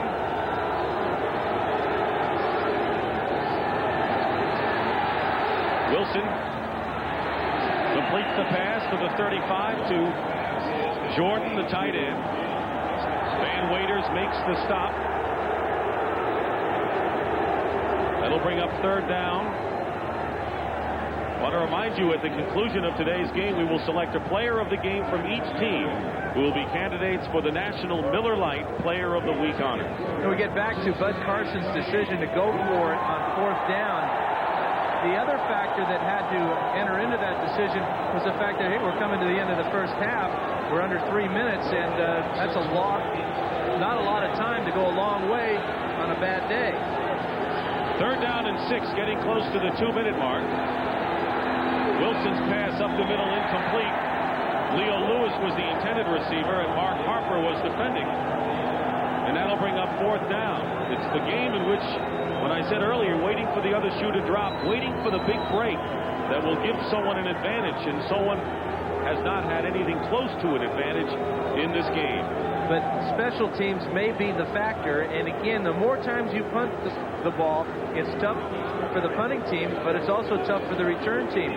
Our return man McNeil will be looking right into the sun as he attempts to catch this ball from Scribner. There's the 11th punt of the game upcoming. Good kick by Scribner. Fair catch by McNeil. And the 2-minute warning has come with 1:58 officially remaining in the first half. It has been a defensive duel, a punting battle thus far. Not only is everyone trying to stay warm, everything is trying to stay warm, including the footballs they're using in this game. Yeah, I was a ball boy for the 49ers when I was growing up. Never had this problem where I had to go over to the heater to keep the balls warm. What's he want to keep warm, the footballs or his own feet? I guess both. You bet. The Browns take over. They had the longest drive of the game. 13 plays, used up 8.5 minutes, came up empty.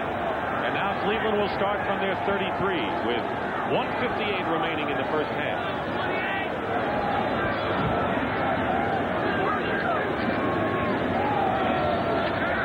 Barry Redden picks up about 3. Henry Thomas and a fumble. And the first break of the game will wait for the official call. They've already given it. The Minnesota Vikings have recovered. Barry Redden, with his first carry, coughs it up. Redden hitting off the right side. He gets hit right there, and then it looks like Merriweather comes through and knocks it out. And the man on the ball might have been Studwell. Well, definitely was a Viking. So Barry Redden, the man who they wanted to use today as a tailback after being a backup fullback, fumbles the ball, and the first break of the game. The Minnesota Vikings recover a fumble and have the ball on the 36-yard line of the Browns. With 1 minute and 49 seconds remain, and they have all 3 of their timeouts remaining. Now they're going to take a look now at the replay. Fritz Graf is the replay official to see whether the ground caused the fumble or not. And you notice how well sealed these windows are in the replay booth. And they're on the roof, and they should be sealed, because if they weren't, they would be getting the wind. Take another look at the fumble as Merriweather knocks it out from behind. Tough to tell if his knees are down or not, but Studwell sees it, and he jumps on that ball. Feeling is he fumbled. That's the impression I would get, that he coughed it up. And the officials on the field made the call. I'm not sure we have enough evidence to overturn the call that was made on the field. That's the way our view is.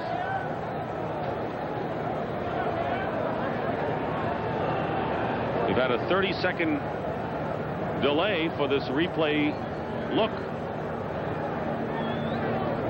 This might show us from the end zone. Redden. Here comes Merriweather and John Galvin.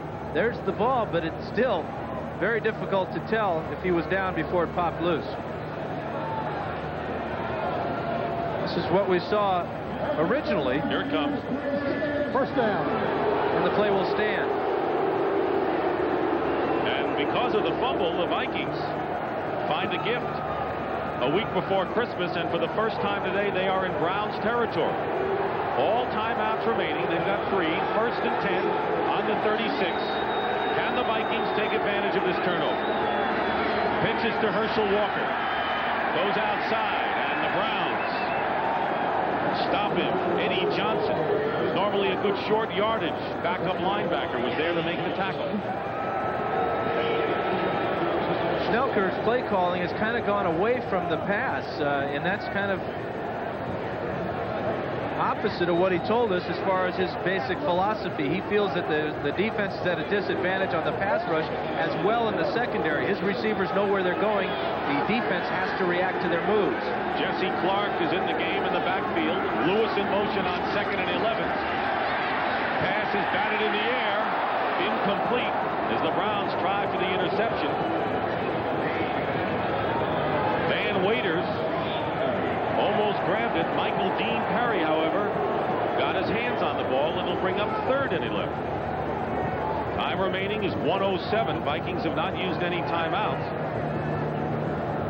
But again, a batted ball at the line of scrimmage. That's 2 for the Browns. The Vikings have knocked down 5 passes, so that's really taking over for the sacks today. No sacks for either team.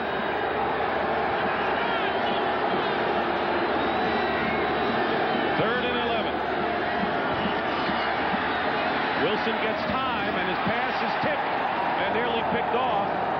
And it was Tony Blaylock, a nickel back, who knocked the ball away. And the Browns have held, bringing up 4th down, and they may be in the same position now that the Browns were earlier when they went for it on 4th down.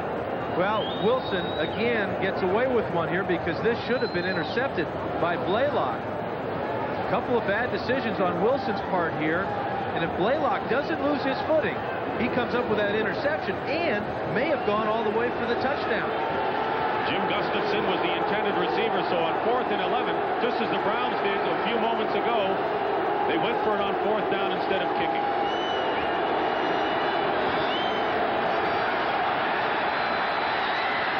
Wilson's pass is caught, and a 1st down out of bounds. Hassan Jones makes the catch.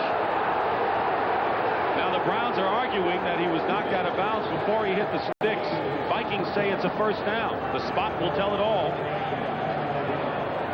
But what Jones does at the end of this play is he walks the tightrope down that sideline, and I believe that this is a good call. It appeared that he had it just by a couple of inches. Here's the grab. Now watch, he's about 3 yards shy of the 1st down.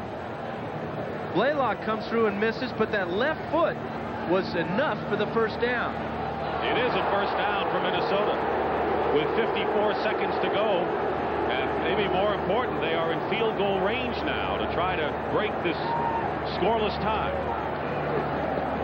You might think he's in field goal range, but on this type of field, the closer you can get for the kicker, the better. Right now, it'd be about a 43-yarder.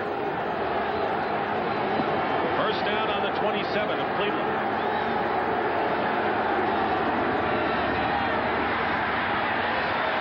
Wilson going up on top for Lewis and nearly picked off.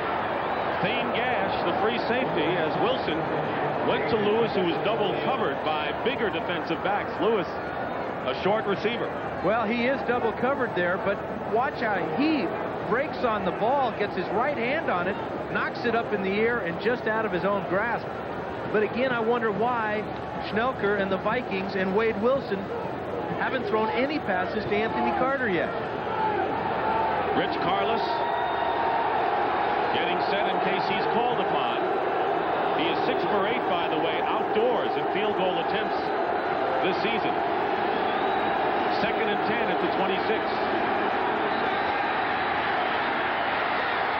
Wilson looking for help, throws it away. Clark was the receiver, but he just threw that ball away, and that'll bring up 3rd down. And if you're wondering, right now a field goal attempt would be from 44 yards. Time, 39 seconds remain in this scoreless 1st half. And getting back to Anthony Carter, he is now 100% healthy for the first time all year.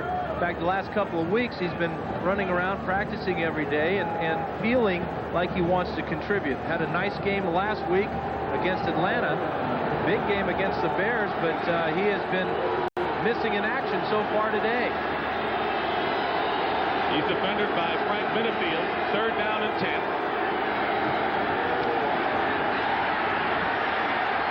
Wilson's pass intended for Hassan Jones, knocked away again by Thane Gash. He has been a very impressive performer in the secondary for the Browns this year, and that'll bring up 4th down.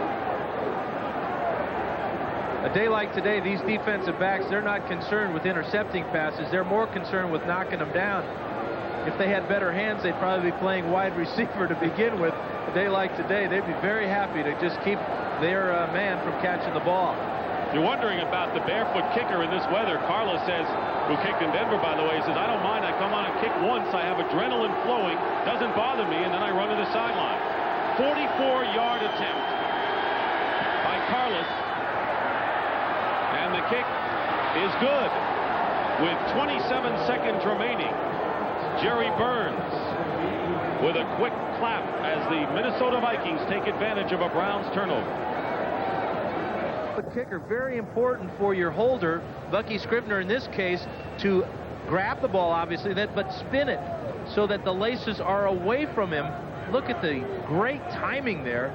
Carlos gets into it, needed 44 yards, got 45, and the Vikes are on top. For Carlos, that is his 13th field goal in a row, 2 behind the club record. Benny Ricardo set 6 years ago, and now he'll be kicking off with 27 seconds remaining in the first half. Eric Metcalf is deep for the Browns, number 21 in the middle.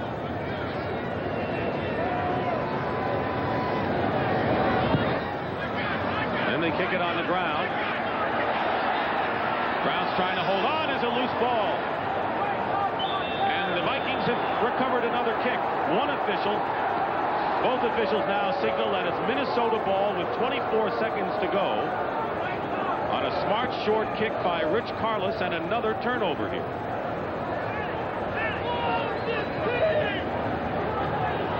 And the Vikings are going to have another chance to add to their 3-0 lead.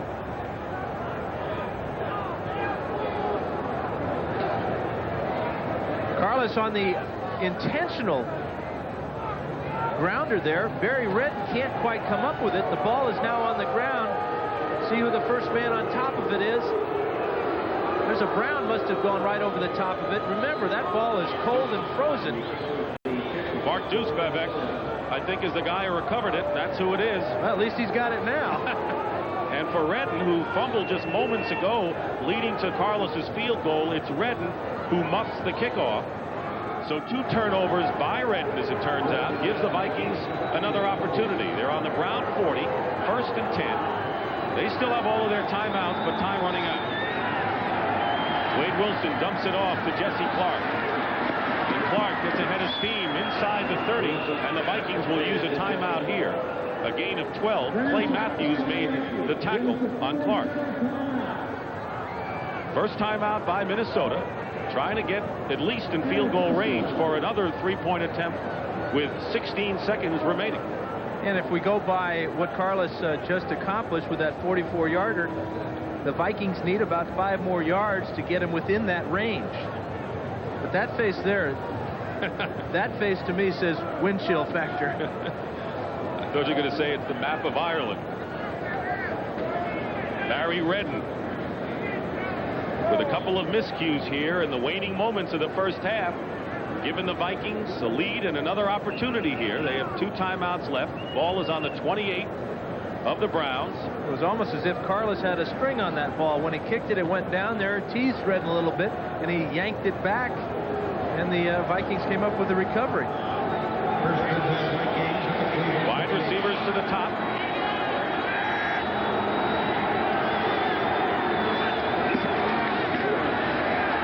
Wilson's pass knocked away, intended for Carter, and it was Mark Harper who got there at the same time as the ball and made the defensive play. Fine play by Harper, as that ball was thrown behind Anthony Carter. It may be cold out there, but the temperature and the tempers are rising.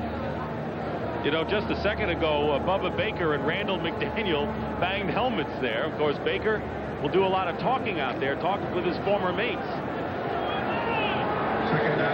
Bubba with a hello to McDaniel, but now it's back to business on 2nd and 10.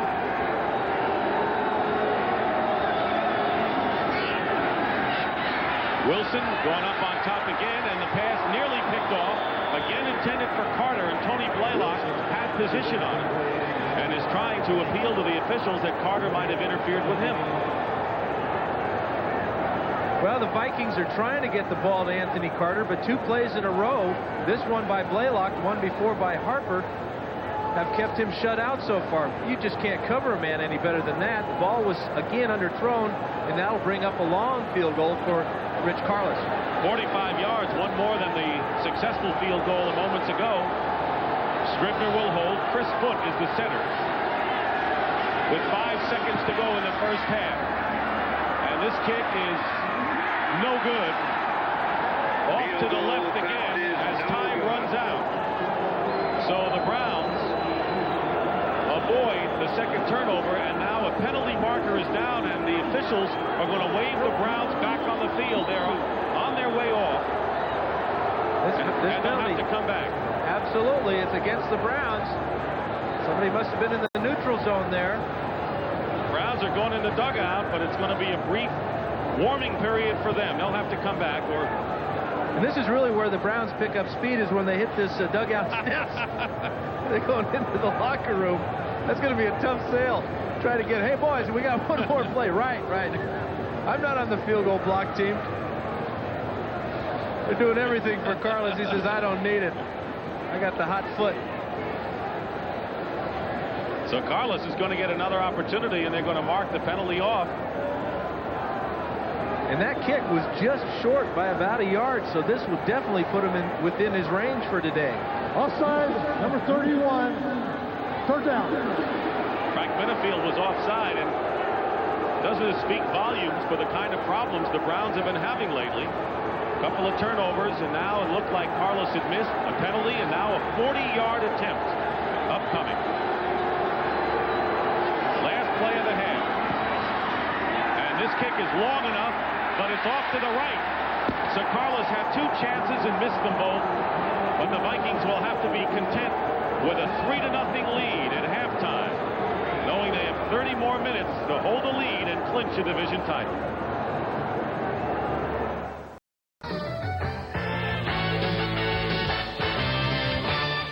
Welcome back to our New York studios, everybody. Now, after next weekend, the Chicago Bears are going to find themselves in an unaccustomed place this time of year. They're going to join you at home, watching the playoffs on TV. The Bears failed to make postseason play for the first time since '83. And as Dick Butkus reports, there's one Bear who is especially heartbroken. It was only 4 years ago that the Chicago Bears shuffled into America's heart. The wild and crazy Bears captivated the country with a dominating style all their own. A style which now has become a fading memory. This year, dreams of reliving that Super Bowl glory unraveled due to injuries and inexperience. And no one has felt that anguish more than the Bears captain, Mike Singletary.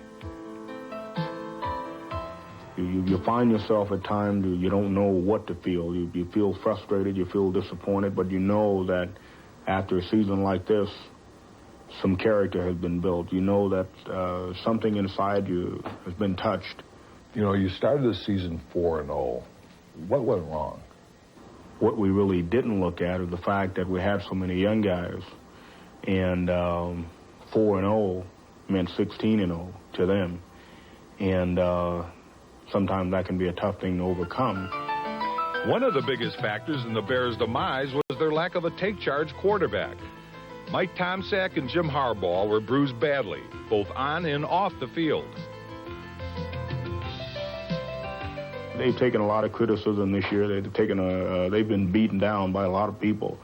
And I think that people have to tell them, hey, guys, we do believe you can do it. We know that you can do it. You think trading Jim McMahon was the right thing to do? You look back on it and you say, wow, you know, why did that happen, or why did he do that? It's easy to say now, but at the time it was a clear-cut decision. The defense started to come apart in Week 5, and one man's heart, no matter how big, could not carry a wounded, inexperienced squad. Nothing, in fact, could reverse the slide. We stink. We are absolutely an atrocious football team at this point right now. I doubt we will be fortunate to win one more game. Mike was just really frustrated. There was one time that we had guys here that had such an ego and so much pride that you could tell them that they weren't any good. You could tell them that they weren't good football players, but they didn't believe anyways. But now we've got a different kind of player. You got kids here that'll play their hearts out for you. But at the same time, if you get down on them a little too hard, they may not ever come back out of that shell. Once you form unity, it's unconquerable. And I think this is one of the things that the team has to get back to, unity and realizing that one for all and all for one. I mean, no matter how corny it sounds, that's what it's got to be. And I know that that's going to happen. What's Mike McCaskey's reaction to the way Ditka's handled things this year? Well, he's talked to Mike Ditka about being too hard on the club. They're a young team, Brent, and by taking that hard line, he's sort of frustrated him a little bit. They'll change that next year. Now, Irv, we've got several news stories that we've been following today. First now in the NFL, the 49ers play the Bills later on. Quarterback Joe Montana, nursing those bruised ribs, will not start. Steve Young, of course, one of the better backups in the NFL. The 49ers have already wrapped up the home field advantage, so they can afford to give Montana the week off. Now, in another late game, the New York Jets will be forced to start quarterback Tony Eason, the former Patriot, against the Rams, even though Eason's only had time to pick up about 40% of Joe Walton's offense. Now, Davis Cup tennis, Boris Becker has defeated Mats Wilander in straight sets to clinch West Germany's second consecutive Davis Cup championship. And on a somber note in the NBA, Portland Trailblazer rookie Ramon Ramos, he remains in a coma following yesterday's automobile accident. Doctors now give him only a 50-50 chance of survival. He was a star at Seton Hall last year, and of course our prayers are with him as he fights for his life this afternoon. Now, switching over to the NFL, the Minnesota Vikings, trying to win a Central Division title for the first time since 1980, lead the Cleveland Browns. I guess we can say the Schnelkers are ahead of the Trestmans here, 3-0. Both offensive coordinators are under a little bit of fire, and there has not been much punch in this one. Meanwhile, the Green Bay Packers, they're fighting to stay alive for that division title, and they've had some offensive show against the Chicago Bears so far. And it's one of the reasons why a lot of teams have had offensive fireworks against the Bears when Dan Hampton can't play. What a great run here by Woodside. He's fighting his way off his left guard. The thing here, the key here, though, Brent, once he gets into the secondary, simply outraces the defensive back to the end zone for a 68-yard touchdown. It's been a tough season for that guy. Quarterback Jim Harbaugh, what a nicely thrown ball here. Right on target, but Neil Anderson makes a great catch over the shoulder here, deep in the end zone for the score, 21 yards upfield. Irv, you agree with me? I hate to leave off Randall Cunningham, but Joe Montana deserves the Pro Bowl, and I think Don Majkowski does for the NFC. He would get my vote as well, too. He's had a great year. Goes to the 1 yard down there, yard line, set up with a field goal. Here he runs the ball, faking the ball inside and rolling outside on the bootleg, going 17 yards upfield for the score. Of course, the only way that they can stay alive for that division championship would be for Cleveland to come back in the second half, and they're only down by a field goal. All right, Cincinnati trying to stay alive. Boomer Esiason with 3 touchdown passes. The Bengals have jumped all over the Oilers in Cincinnati today. Pittsburgh, they're still in the hunt for a wild card. They lead the Patriots 14-3. Indianapolis on a pair of Jack Trudeau touchdown passes, and they're ahead of the Dolphins 14-13 at the half. Kansas City punched in a late touchdown in the second quarter. 13-0. Christian Okoye has been shaken up, and we do not have any definitive word there, and the Charger defense had done a good job against him so far also.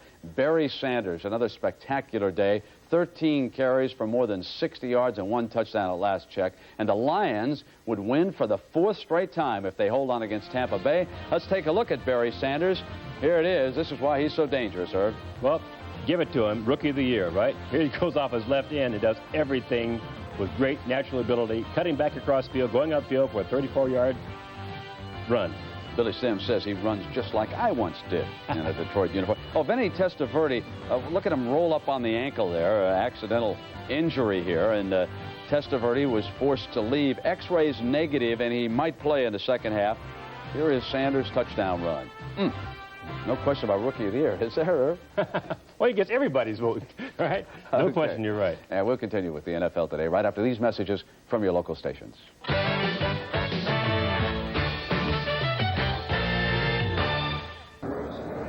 Halftime at Cleveland Stadium with the Minnesota Vikings, with the magic number 1 leading the Cleveland Browns by a score of 3-0 on a Rich Carlos field goal. And CBS Sports coverage of NFL football will continue after this message and a word from your local station. We're back at Cleveland Cleveland Stadium with the Minnesota Vikings leading the Cleveland Browns 3-0 at halftime in a defensive battle, taking advantage of the one turnover by the Browns, a fumble by Barry Redden. The halftime statistics, 96 to 85 yards. Minnesota has the advantage. The turnovers have been key so far, 11 punts. How about the running game thus far? Not much of one, particularly from Cleveland's standpoint. They have gained only 5 yards on the ground thus far, and you expect that kind of a game. Well, it's halftime, and people are freezing out here, and of course, for my partner, I always think of him. Dan, I've got for you the official Bernie Kosar chocolate bar for energy during halftime. You got something to wash it down with? Well, I did. Prior to the game, I had this glass of water just sitting on the ledge, and now that's all that's left. Drips and drabs, huh? Much ice. All right. What about the game now? And, you know, turnovers can affect this game. It looked like both defenses were outstanding. I think Cleveland's defense may have been better than Minnesota's with a terrific play in the first half. Well, it's amazing that we haven't had any sacks, and coming into this game, that's what both of these teams really favored. But the field has played such a big part in that. There's just no way they could get any pass rush. So we've seen a lot of batted balls down. So the big problem for both teams is that how do you establish anything on the ground? Obviously, the Browns are having all types of trouble. They went with their two big backs, and it cost them a turnover when Barry Redden fumbled. If you were in the minds of one of the coordinators now, Bob Schnelker on one side and Mark Trestman, who's been under fire here in Cleveland, let's start with Trestman. What do you see may not be right with the Cleveland offense? And if you were Kosar and Trestman, what would you go with in the second half to try to break the logjam? I think one thing you got to do is get Bernie back into his rhythm. Get back there with a 5-step drop and start throwing some shorter passes. I think they can just about forget about that running game because they're not going to get anything on this turf. And they're also running the risk of having another fumble because Kevin Mack has had a history of fumbling, and we've already seen Barry Redden leave one on the ground. So it's very important for Kosar to take control of this ball game, and it's important for Trestman to trust Kosar to have that ability to win this game for the Browns. They're only down 3-0. It might as well be a tie score. Could have been 6, of course, as Carlos missed a field goal, got another chance on a penalty and missed that. So now we're set to go. The Vikings returning the kickoff. And Herschel Walker at the 5-yard line. Bangs off a couple of defenders and is down at the 21-yard line. And that's where Minnesota will take over as we start this second half. Wade Wilson, 5 for 21, 64 yards. Yeah, this is not the type of day for a quarterback to achieve any incentive clauses in the old contract. Day of survival for quarterbacks. They're just looking for the win. The rating may drop for Wade. The win is what they're looking for. 1st and 10 on the 22-yard line. And the handoff is to Walker for a couple of yards. Robert Banks, the defensive end, makes the tackle for the Cleveland Browns. You're wondering about the Browns wearing brown uniforms. You know, for so many years they made their reputation in the whites. You know, when Otto Graham was the quarterback and Dub Jones and Donnie Lavelli. And we had found out before the game that the fans prefer the Browns wearing the brown uniforms. And the fans will have their way 4 out of the 8 home games. And this is one of them. Chris Pike, the big 6'8", 290-pounder, is now in at defensive tackle with Tom Gibson at end. 2nd down and 8. Did the Vikings draw the Browns offside? Somebody shivered on the offensive line. Boy, those officials, eagle eye. It's against the Vikings. Suck it down. Loudermilk, the center. He moved the ball. Yeah, he did. There's just behind the defensive line there, just a little flinch. He had that ball halfway up to Wilson. And that's, of course, what the defensive line are keying on. But Loudermilk's problem is he's got a huge man right on his nose in Chris Pike, 6'8", 290 pounds. 2nd and 13, back to the 19-yard line. Wilson dumps it off to Walker. Couldn't control it as it rolled down his back, and that'll bring up 3rd down. Herschel Walker was acquired. I remember Mike Lynn, the general manager, saying this is the kind of deal that should give us the Super Bowl, because they gave up a lot of people and draft choices to Dallas in exchange. The one thing that they didn't figure on is Herschel's inability to fit into this offensive scheme. And this is a scheme that takes advantage of a mobile offensive line that will trap and pull, and not a offensive line that comes off the ball and tries to blow people away. 3rd and 13. Wilson. Plenty of time. Going deep. And a catchable ball for Anthony Carter, even though there were 2 defenders there. It is incomplete. And that'll bring up 4th down. Tony Blaylock was back there. Here's Blaylock and Carter. Watch Carter come down the field about 20 yards and then just hesitate for a second and then take off again. Now he spots the ball, but also that gave Felix Wright enough time to come over and put the hit on Carter. And again, Anthony Carter was without a catch today. Bucky Scribner will kick. Gerald McNeil with the gloves on is back.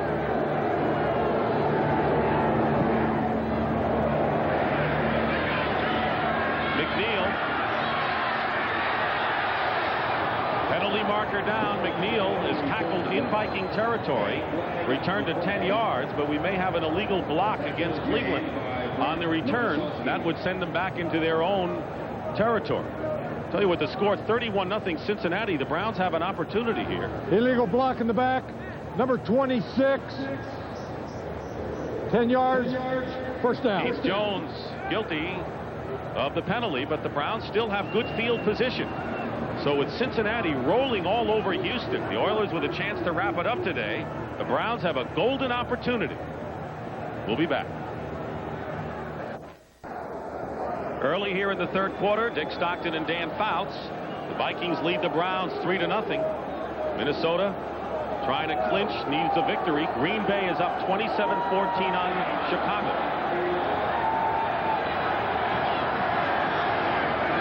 From the 41-yard line of the Browns.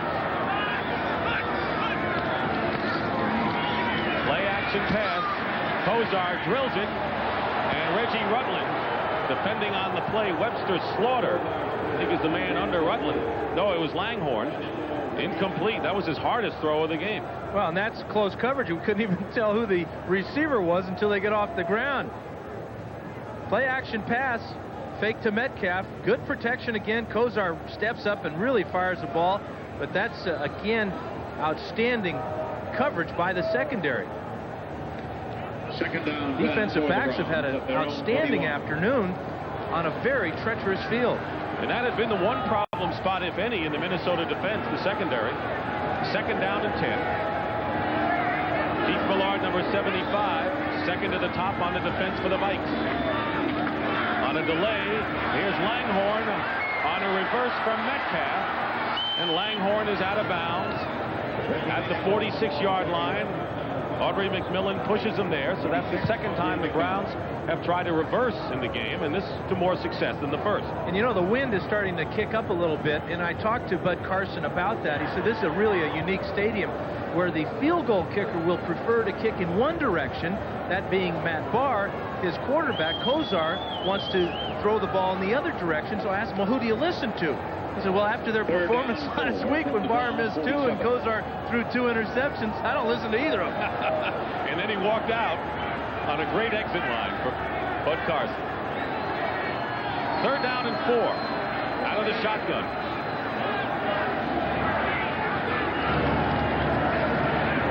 Kozar looking, getting rushed, and Millard has the first sack of the game for either team. As Kozar had no receivers to throw to. Didn't lose many yards on the play, but that'll bring up 4th down, and the Browns will have to kick it away.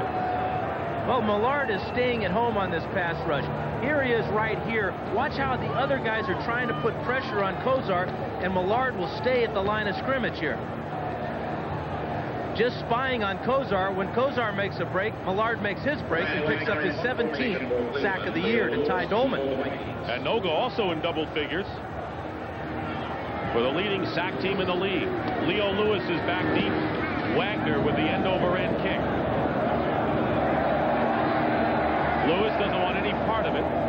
And it will drop at the 16-yard line. That's where Minnesota will take over. A 40-yard kick by Wagner. He's kicked well today. Kyle Kramer down the ball for the Vikings. Well, next Saturday we'll be with you. CBS Sports, Dan and I will be at the Kingdome as the Washington Redskins, who are still alive in their playoff hopes and really giving Joe Gibbs a nice send-off this year against Seattle. Gibbs has already 100 victories in under 10 years. Former offensive coordinator of mine. It all begins with the NFL today, 4 o'clock Eastern time. Starting from the Vikings 17. Wade Wilson gets rid of it in just in the nick of time. Rick Fenny out of the backfield, in and out of his hands. He was open. And Bubba Baker put some good pressure on Wade Wilson. Working against Tim Irwin here, number 76. And he describes Irwin as a big grizzly bear type of guy. Well, maybe Irwin needs to be a polar bear today because Bubba Baker got around him very easily. And again, drives Wilson into the ground. Every time a quarterback gets hit on a day like today, one hit is almost like two. You get hit by the player and then the ground. Double jeopardy. 2nd and 10.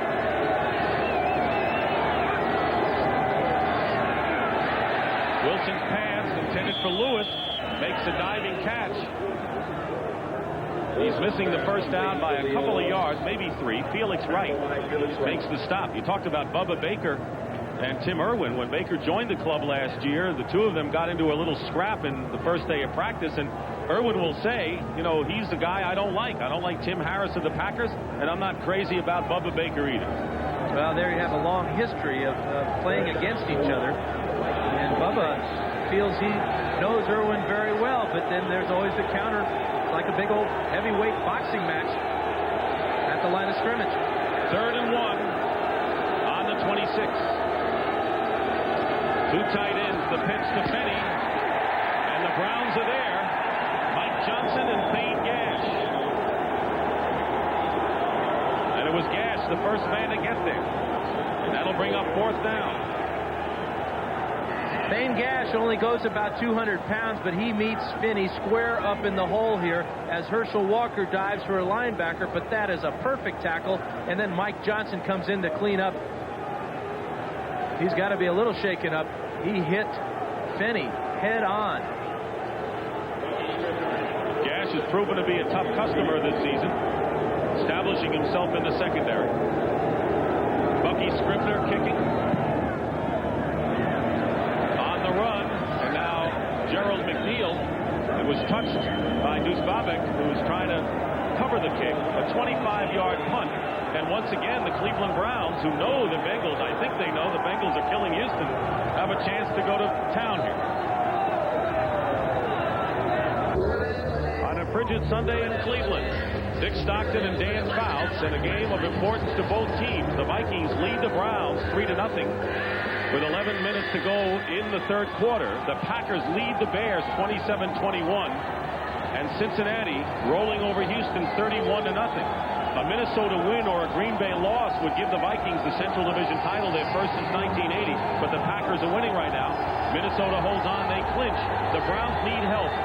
Cincinnati beating Houston. If Cleveland wins today and next week, then the Cleveland Browns would win the AFC Central. And next week, these Vikings have got to play those Bengals. 1st and 10 on the 45-yard line. Well, at 49. Barry Redden and Kevin Mack, the running backs. Kevin Mack. Noga got a hand on him, and he's out of bounds in the Minnesota territory. Ray Berry and Reggie Rutland make the stop. Other scores around the league in this 15th weekend. Kansas City, what a great second-half story they've been. And boy, don't you think that Nick Lowry is kicking himself for missing all those field goals right here in Cleveland in that tie ball game this year. Browns' average starting position has been their own 45. They've had good field position. Now faces 2nd and 6.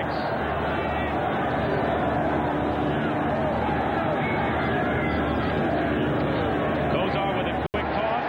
Ozzie Newsome, the veteran tight end, has a first down inside the 30-yard line. Travis Curtis on the stop.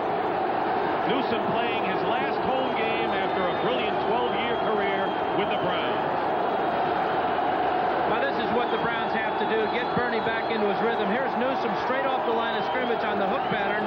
5-step drop from Kozar, and Newsome just won't get any more open than that. And that, getting the ball to Ozzie Newsome on Ozzie Newsome Day has got this crowd fired up. 19-yard pickup. He's caught more passes than any tight end in NFL history. First down on the Viking 29-yard line.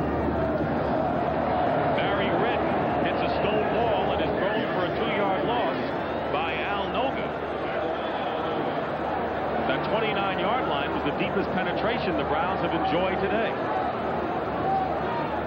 Outstanding effort by Chris Dolman.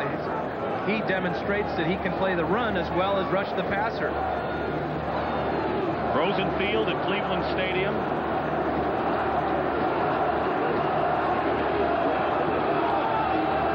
And now the Vikings. Mike Merriweather is shaken up. We did not get an official timeout by Minnesota yet.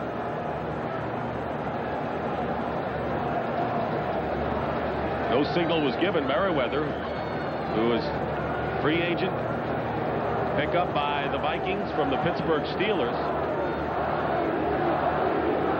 Talk about acquiring Herschel Walker. With Walker and Merriweather, the Vikings made two big moves on both sides of the ball this year that they'd hope would get him to the Super Bowl, and Merriweather is hurting, and he'll come out. Yeah, Merriweather was the missing link number 1 to that championship puzzle.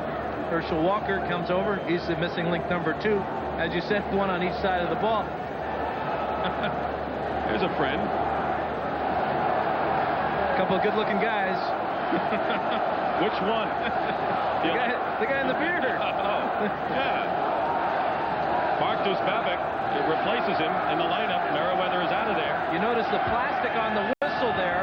On a cold day like today, if that were metal, that might stick to the referee's lips. And wouldn't that hurt? Well, everyone has to look out for himself on a day like this, even the officials. Twisted right knee for Mike Merriweather. They're working on him on the sideline. Second down and 12 for the Browns.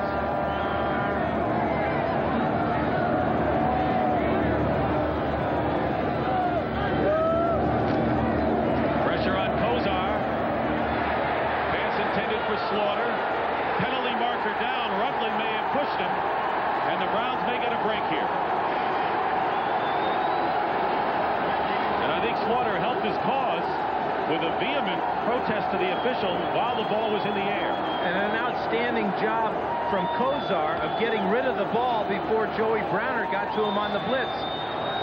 Saw the man-to-man coverage in the secondary and gave his receiver a chance to get to the ball. Pass interference, number 48. First down. Last week we had an official also facing away from us, giving the call. Here's Rutland with the right hand out there, and that's all the referee needs to see to call the pass interference, and that'll put the ball on the 5-yard line. A 26-yard penalty against Reggie Rutland, and now the Browns with a big opportunity here. First and goal on the 5-yard line. Two tight ends, Ozzie Newsome and Ron Middleton. 9:07 remaining in the third quarter. Vikings lead 3-0. And offensive tackle Paul Farron will move to a tight end position as Ricky Bolden comes in to play left tackle. Kevin Mack and Tim Manoa, two big backs out of the eye.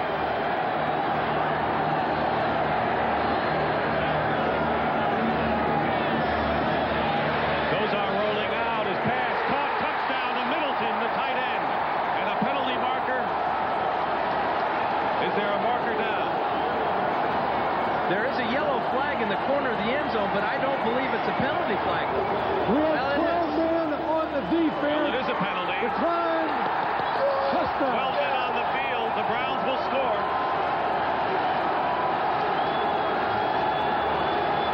Lloyd Peters, the defensive coordinator of the Vikings. Well, Kozar comes out. Not much of a play-action fake here, but doesn't really need anything. What he's battling here is the 12-man prevent defense, and even the extra guy can't keep Middleton out of the end zone, and a big touchdown for the Browns. Not only is it Middleton Vikings' first touchdown reception of the year. It's his first catch of the year. Pretty good average, yeah. That's not a bad average. A journeyman tight end makes a big play, and now Matt Barr, with Mike Pagel holding, trying to give the Browns a 7-3 lead.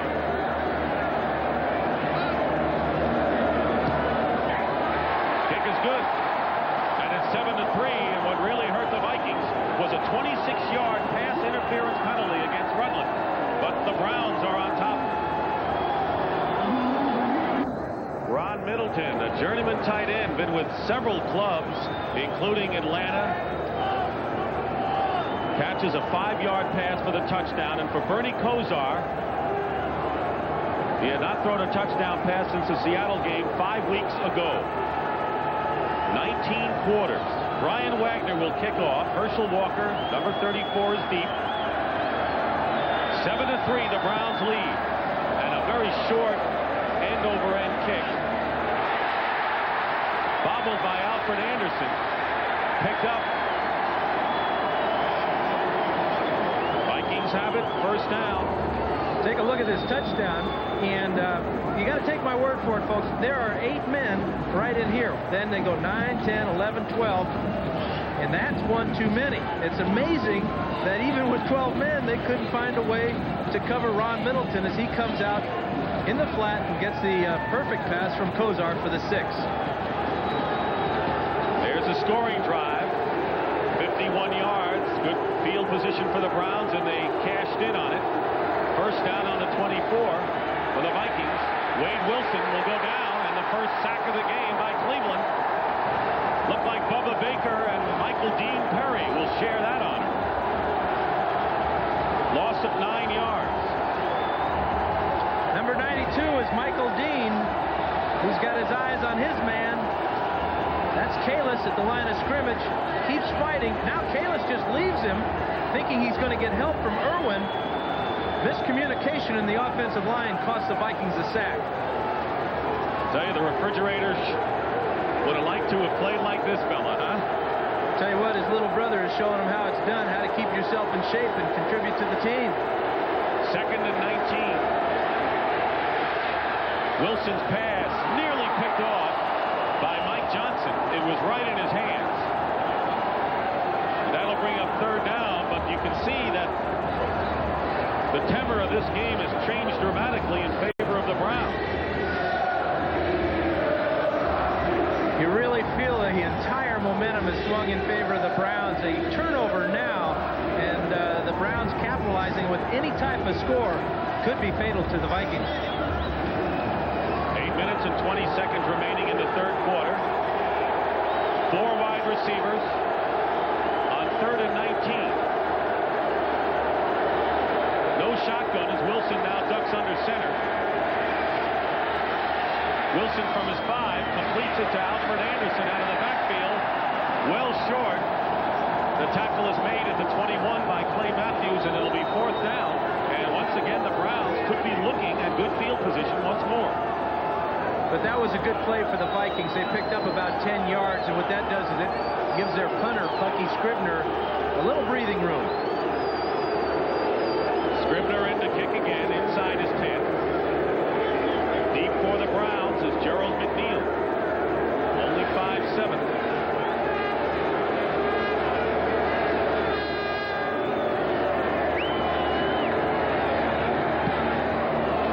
Good kick. Sails over the head of McNeil. And will be down at the 36-yard line. And that's where the Browns will take over. Next Sunday, a big NFL doubleheader on the final weekend of the season, 1 o'clock Eastern. All begins with the NFL today. Green Bay at Dallas, the Rams at New England, Phoenix at Philadelphia. All of those games could be very big factors. And, of course, the late game, Chicago at San Francisco, the 49ers in their final tune-up before their bid for the playoffs and another Super Bowl. Bring you up to date on the score. Now, Minnesota trailing. Green Bay leading, and if it stays the way it is, the Packers could move into a tie. Cincinnati all over Houston and the rest of the score. 1st and 10 Browns on their 37.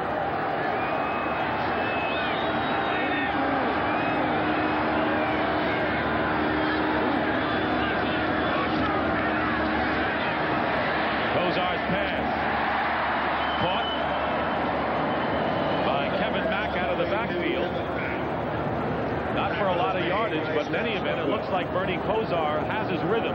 Scott Studwell makes the stop on Mack. The one thing about Kosar is he is a competitor, and I think that the tougher it gets in a ball game, this fella really rises to the occasion. Has had an outstanding career already, and has only been in the league a couple of years. 2nd and 6. On the 41.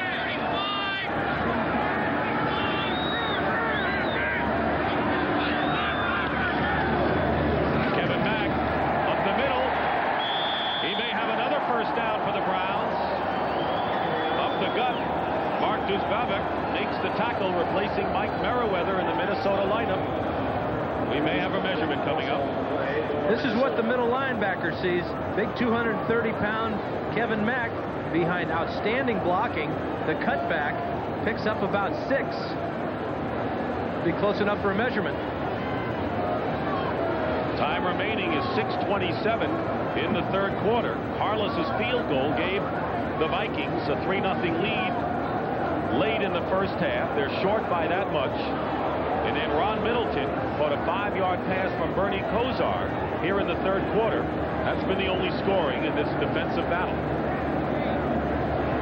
Question is it a defensive battle or the offense has been struggling? Maybe a combination of both. Well, with the field conditions, the wind chill factor, and all those things really benefits the defense. Talk about a prevent defense. Everything is going against an offense on a day like today. 3rd and 1, 2 tight ends. Kevin Mack, the running back. Quarterback sneak. They didn't need much.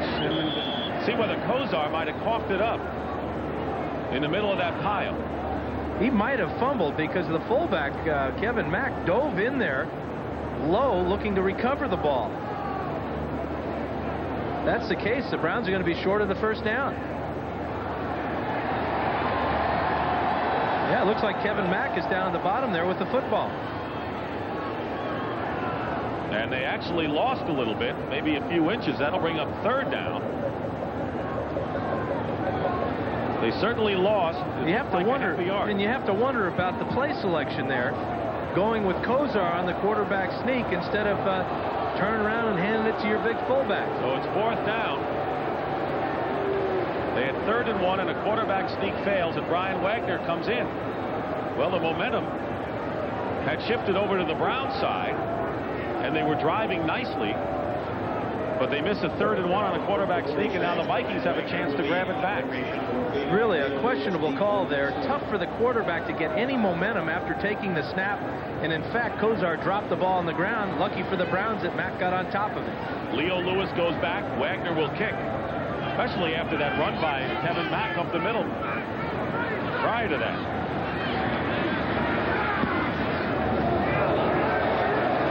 Leo Lewis on the run.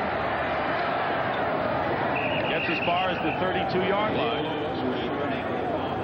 10-yard return, so the Vikings with a chance now to get back. Trailing 7-3.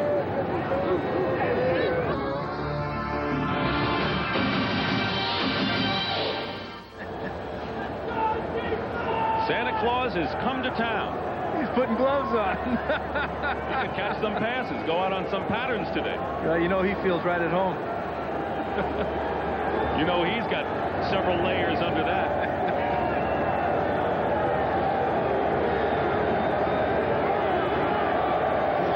Browns, we understand, are 9-0 whenever Santa Claus is present.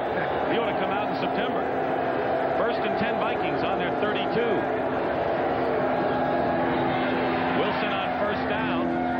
Anthony Carter makes the catch. Close to 1st down yardage. Mark Harper, cornerback, makes the tackle. Well, the Vikings finally get Anthony Carter single covered out here, and this is a perfect throw by Wilson as Harper is very close, but that ball was to the outside, just like you're told to do it at old quarterback school. First catch of the game for Anthony Carter, who leads the team. But basically, the Browns have done a terrific job in stopping the Vikings. They've even improved on a fine season average of yards allowed. 2nd down and 1. Bursting forth for the 1st down is Herschel Walker. Time remaining 4 minutes and 35 seconds in the third quarter. 7-3 the Browns lead. Talk about controlling your destiny.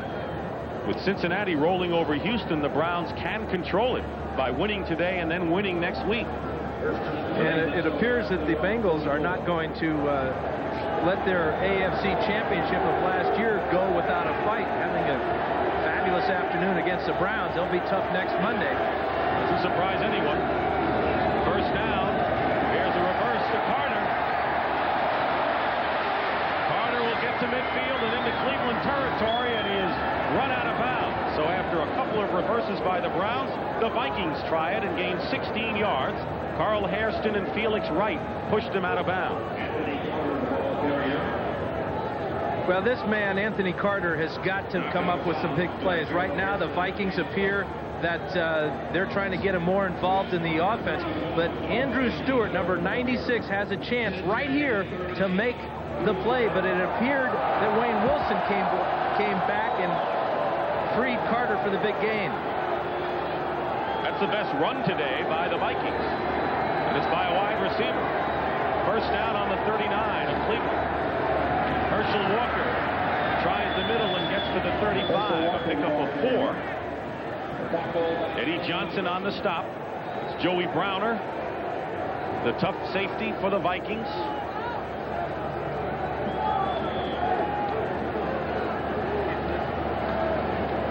You know, the momentum is going back and forth, ebb and flow, but on a day like today, we've got too much ebb and not enough flow for these offenses. 3 men up front. They sent 8 men back, 2nd and 7.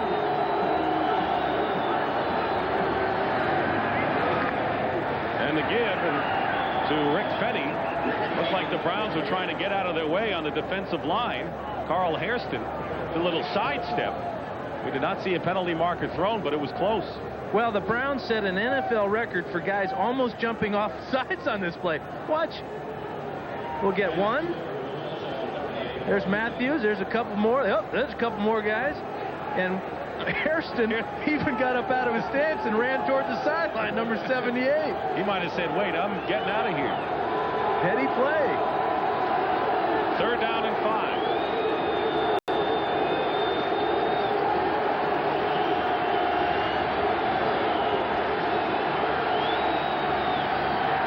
Wilson's pass.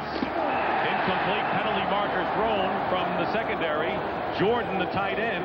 And that's going to be offensive pass interference against the Vikings as they sent 2 wide receivers down inside to pick the coverage. Gustafson. Number 80. Jim Gustafson.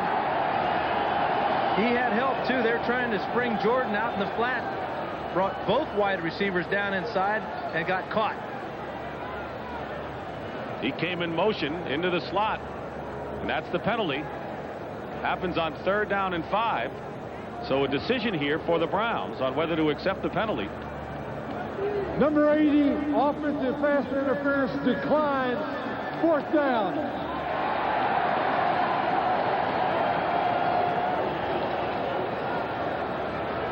Now the Vikings over in the sideline. Bucky Scribner started to come on the field and now goes back.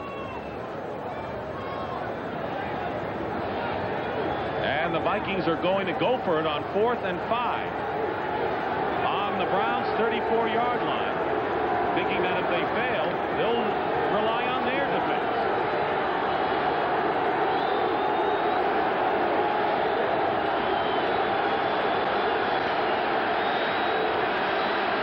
And the handoff up the middle. Alfred Anderson. Close to the first down. He's got it. So on a 4th down play, a good call to Anderson up the middle. This is the strength of this Viking team. Watch the trap block here from Randall McDaniel, number 64. That frees Anderson up the middle. Tremendous collision from Thane Gash there, but Alfred Anderson strong enough to bull forward and just pick up the first down. Anderson's first carry of the game. He had missed the last 5 with a sprained right arch. Made the most of his 1 carry. First down on the 29. Wilson up the middle to Fenny.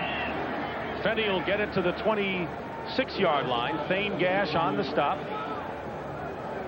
Clock running, nearly a minute and a half remaining in the third quarter. Browns lead 7-3. The Vikings, with a victory, would wrap up the NFC Central Division, even if the Green Bay Packers hold their lead. Houston losing. Pittsburgh is still alive, and Miami, that would be a big setback for them. San Diego making it tough for Kansas City. And if the Lions come on. 2nd and 7. Herschel Walker up the middle. He'll score. Touchdown, Vikings. 26 yards. And Minnesota regains the lead. Well, maybe Herschel Walker is getting the hang of this trapping offense, because this is, again, a trap play right up the middle. McDaniel coming down, blocking on Bubba Baker, and now there's nobody as Walker breaks the tackle of Wright, the tackle of Gash, and gets in the end zone. 7th touchdown rushing of the year for Herschel Walker. It is now 9-7. Rich Carlos with Scribner holding. And the kick is good. So with exactly 1 minute remaining in the third quarter here at Cleveland Stadium, Herschel Walker with an impressive 26-yard burst up the middle. The Minnesota Vikings lead it 10-7 over the Browns. Well, here's the trap play. This is Randall McDaniel. He'll come down the line of scrimmage and trap on Bubba Baker, and then you'll notice once Walker gets through the line of scrimmage, nobody in the middle there. Wright comes from the side and misses. Gash from the other side, and Walker's too strong, and he's in for 6. Keep in mind, the Vikings were able to keep the ball when they decided on 4th and 5 to go for it, and Alfred Anderson, with a similar run up the middle, got the necessary yardage to keep it going. Exact same play, different personnel, but let's go back even further than that to when the Browns had the ball and on 3rd and 1 decided to give Kozar the try on the quarterback sneak. He fumbles, is stuffed at the line of scrimmage. They don't pick up the first down, lose all the momentum that they had built up, and now the Vikings are back on top. And this crowd is silent, and they sold out all the seats, just under 80,000, but many of them stayed home because of the cold. There are some empty seats in the upper deck and the lower as we look. Carlos will kick off for the Vikings. Eric Metcalf is deep for the Browns. Mike Oliphant and Keith Jones flank him.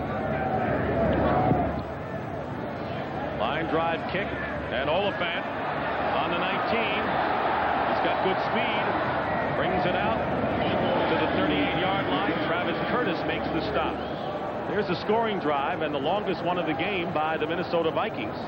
68 yards. Not only was it a long drive, that drive may drive them right to the playoffs. Both teams told us yesterday that regardless of what they announce in the stadium, whether Cincinnati's leading or whether the Packers are leading, that they're not paying any attention to the scoreboard, unlike baseball where they look at the scoreboard in the dugout all game long. This game's a lot unlike baseball. I feel that today. First down on the 38 for the Browns.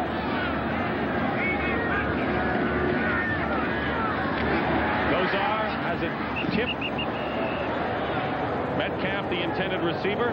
That'll bring up 2nd down. Dan, I think if there are any questions surrounding the Browns offense, and there are many of them, I think that if the Browns falter the rest of the game offensively, I think those questions will really arise, because they did take control, as you said, momentum-wise and on the scoreboard. Well, the problems, a lot of people are starting to point the fingers at the offensive coordinator, Mark Trestman, and he's under a lot of fire here in Cleveland. He'll have to answer questions about that quarterback sneak, I'm sure. 2nd and 10.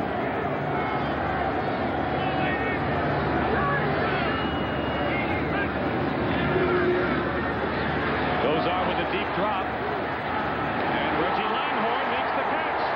Langhorne can go all the way. And he will. The Browns score and take the lead again.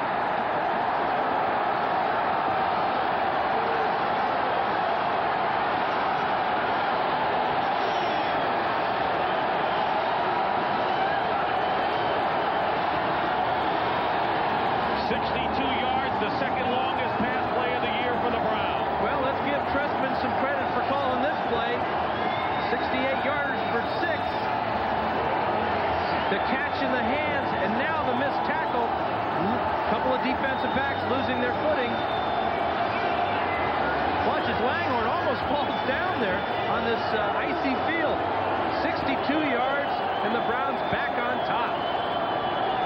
So a defensive battle in the first half, and now some fireworks in the second half. Matt Barr with a conversion. The kick is good, and the Browns are up 14-10. For Reggie Langhorne, that is his second touchdown catch of the year.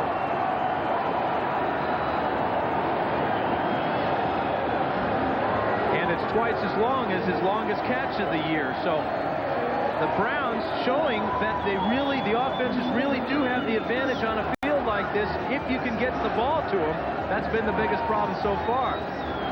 And a comment on the Minnesota defense, that was the longest pass play given up by the Vikings this year, with 35 seconds remaining in the third quarter.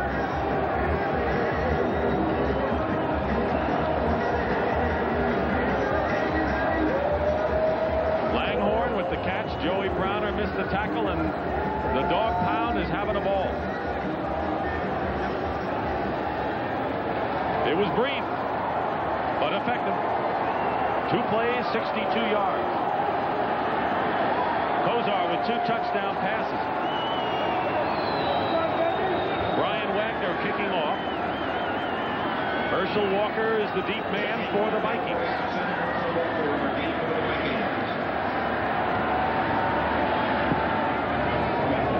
Low line drive kick. Jesse Clark mucks it and falls on it. Now tries to take his chances and gets it out to the 26-yard line. All at the 26. Kyle Kramer down him. And an injured Viking.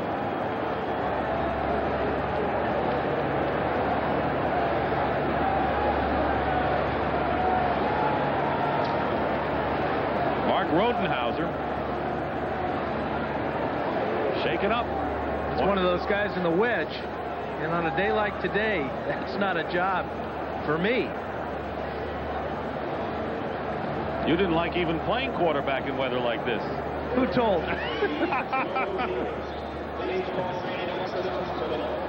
When we started, it was 10 degrees and a wind chill of -18. Now it's 14 degrees. Balmy weather indeed. Same wind chill.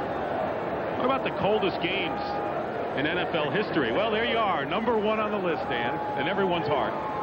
Well, what can you say? The other game, though, listen, the year before when the Raiders beat the Browns here on that interception by Mike Davis off of Brian Sipe. What was it like when you were getting on the bus in that game at Cincinnati back in '81? Well, we took the bus to the ballpark, and Riverfront Stadium is right on the Ohio River, and there's steam coming off the river like crazy, and Coach Coryell stands up in the bus. He says, "Look it, guys, nothing to worry about. It's getting warmer out." The river is about to freeze over. Oh, you wish. 1st and 10 Vikings on the 26. Penalty marker down.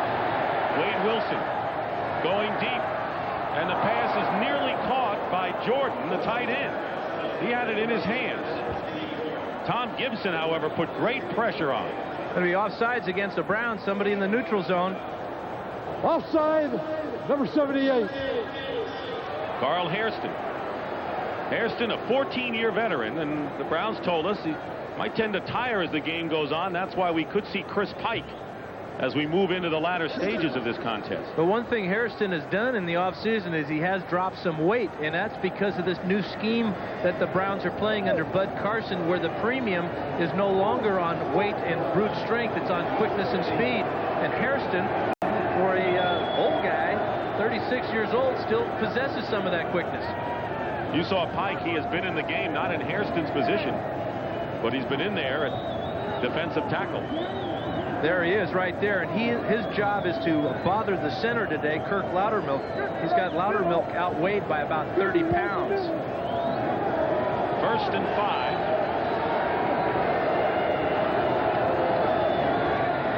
Wilson's pass caught by Carter. He's got enough for the first down.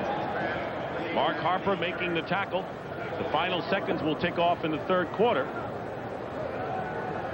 Browns defense have played very well, and Harper has done well in place of the injured Hanford-Dixon this afternoon. And that's the end of the third quarter. With the score, the Browns 14, the Vikings 10. We now pause for a word from your local station.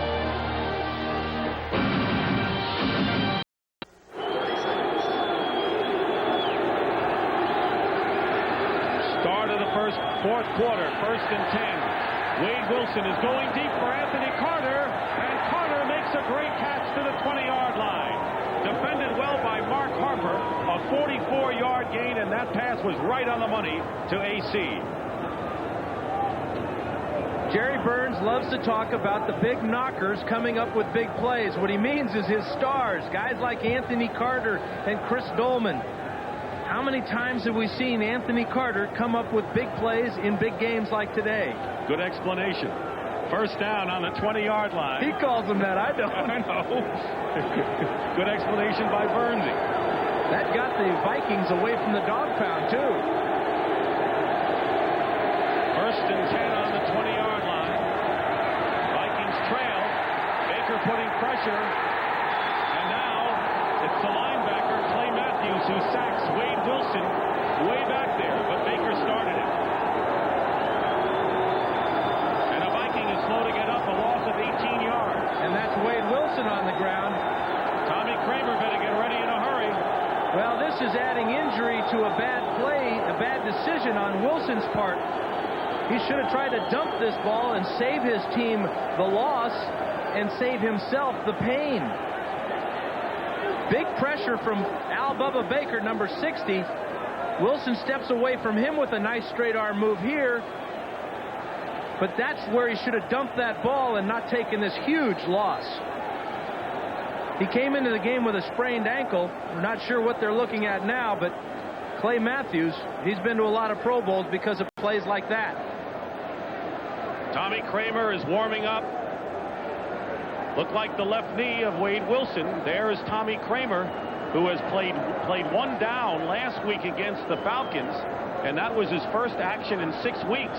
So what's it like for a Tommy Kramer in this kind of weather, sitting around all game, to have to come in now? Well, you're seeing it, how difficult it is. He probably can't even feel his throwing motion right now. There's no way he can throw enough passes on the sidelines now to get comfortable, to get warm. He's got to worry about taking snaps, all those type of things. You see, he's not wearing gloves. He's just trying to stretch out a little bit. Not easy for a 34-year-older to get pushed into a game of 18-degree wind chill factor. Well, Burns is coming onto the field. You know, the last time the Vikings won a division title, which you've seen on the NFL Today in the beginning of our program back in 1980. That's the last time they won a divisional crown. Tommy Kramer threw that touchdown pass to Ahmad Rashad to beat the Browns on the next to last week for the victory. And a lot of history between these two ball clubs. The Vikings this year are celebrating their 20th anniversary of their first Super Bowl appearance. They became NFL champs by beating the Cleveland Browns here, and they beat them 27-7. Went on to lose to the Kansas City in the Super Bowl, but it was the Vikings' 40-for-60 ball club. Bring you up to date on the scores as Wade Wilson is still on the ground. The scoring of our game, Rich Carlos with a field goal gave Minnesota a 3-0 halftime lead. Kozar to Ron Middleton, his first catch of the year, put the Browns in front in the third quarter. The Vikings countered with a nifty run by Herschel Walker up the middle to regain the lead, and then the Browns quickly struck back on a 62-yard Kozar to Langhorne hookup, and that's where we are. The Vikings are using the timeout, their first timeout of the second half, as Wilson goes out. I remember the Chargers played in Minnesota in that outdoor stadium they used to have, the Met, and I sprained my ankle in the ball game, and I went over to the sidelines. First of all, let me tell you, it was 12 degrees out, about as cold as it is today. Went over to the sidelines, and the trainers cut off the tape, and they're looking at the ankle, and they decided to put an ice bag on my ankle. I said, fellas, why don't I just air it out here today? Is the ice really necessary? So Wade Wilson leaves the game, and Tommy Kramer takes over. toughest thing for Kramer right now is to just take the snap from center. Second down and 28. And Kramer fires it away. Great pressure. Clay Matthews and Michael Dean Perry on the pressure. Let's get a scoring update around the league now from Brent Musburger. Brent? All right, Dick, the Chicago Bears are trying to do the Minnesota Vikings a favor, but Jim Harbaugh throws it away going in for the touchdown, and the Packers are clinging to their 2-point lead in the fourth quarter. Back to Dick. You can't beat the drama and the final weeks of an NFL season with so much riding on every game. Packers win and a Viking loss would keep Green Bay alive, would even up that division. Third down and 28. 4 wide receivers. Kramer up the middle, nowhere near Carter. It was short, and that'll be fourth down, and Minnesota will have to kick. An injured left knee is the report on Wade Wilson.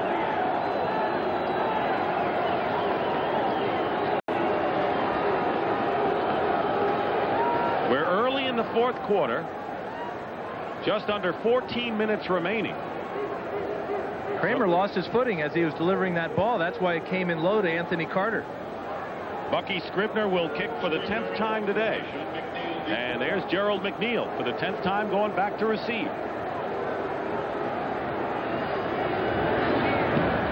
Going for the sidelines is Scribner, and a good kick.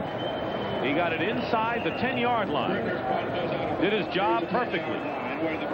So the Browns will start from inside the 15 when we come back.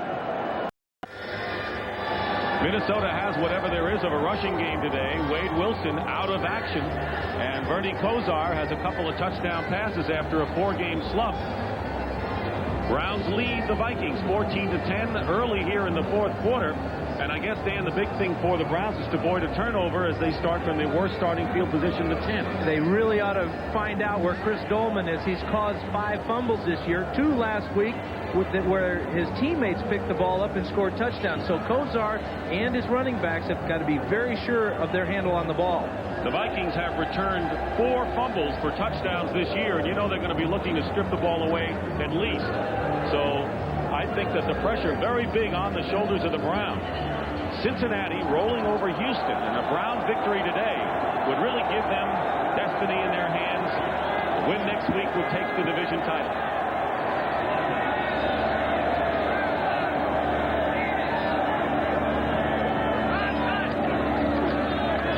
Kosar to throw on first down and throws it away. Penalty marker thrown from the secondary, and it may be against Cleveland. Possibly offensive interference. Holding number 55. It's against the defense. Scott Stunwell holding. And that'll be a first down. That's one of those wrestling matches between the tight end and the middle linebacker that really could be called either way. But that time it goes against Studwell, and that gives Kosar just a little bit more breathing room down there. Talk about breathing room. 52-0 Cincinnati. Pittsburgh having a terrific year when no one expected it. And the other scores. First down on the 15.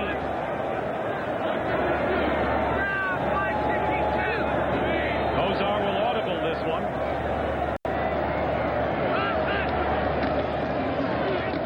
And he'll go down. Keith Ballard. That'll be his second sack of the game. It'll be 3rd and long. This is the reason Kosar went to the audible. When you first look at this, the linebacker is out covering Metcalf, but then the Browns shifted and put Joey Browner out on him, and he covered Metcalf and forced Kosar to eat the ball. Floyd Peters, who was interviewed by the Browns for their head coaching post, wanted complete control up and down the line, and it wasn't to the Browns' liking. But Carson got the job, and Peters may be rumored to be going somewhere else, maybe the Jets. 2nd and 16. Kosar from the 5, going deep for Slaughter. He gave it the extension. Carl Lee was defending, and that'll bring up 3rd down now and long. Carl Lee is a Pro Bowl cornerback, and Webster Slaughter should be in the Pro Bowl this year. This type of effort and this result will just break your heart. As he lays out, the ball bounces off his frozen fingers, and that would have been a big play for Cleveland. Tough situation now, 3rd and 16. Slaughter has caught only one pass today. It'll be 3rd down on the 9. Kozar goes safe. Fumble. And now they rule it incomplete. Mark Trestman hit Eric Metcalf, and it took a while before they signaled an incompleted pass. Trestman, who replaced Mike Merriweather, who was shaken up for the Vikings. And he dropped a contact lens there, it appeared. Oh, it's a tooth. Might be a tooth. Watch Trestman, number 59 here, with a man-to-man coverage on Metcalf out to the side. Boom. Never had control. And he's headed to the dentist. And what started out as a safe play could have been disastrous. Wagner kicking from his end zone gets off a fine kick. Leo Lewis fair catch. And a terrific kick of 42 yards by Brian Wagner at the time you want the long kick. And it'll be midfield starting spot for the Vikings with 12:32 remaining. Fortunately for Mark Trestman, it was not his tooth that got knocked out. It was a contact lens, and can you imagine finding it on this field and with only one good eye? I found 5 on the field before the game. I don't know what the problem is. First down in midfield for the Vikings, who trail 14-10. Tommy Kramer loses his footing, intended for Jordan, the tight end, and a whole bunch of defenders, including Clay Matthews, as the field affected Kramer. Well, the middle of the field on a good day here in Cleveland is bad.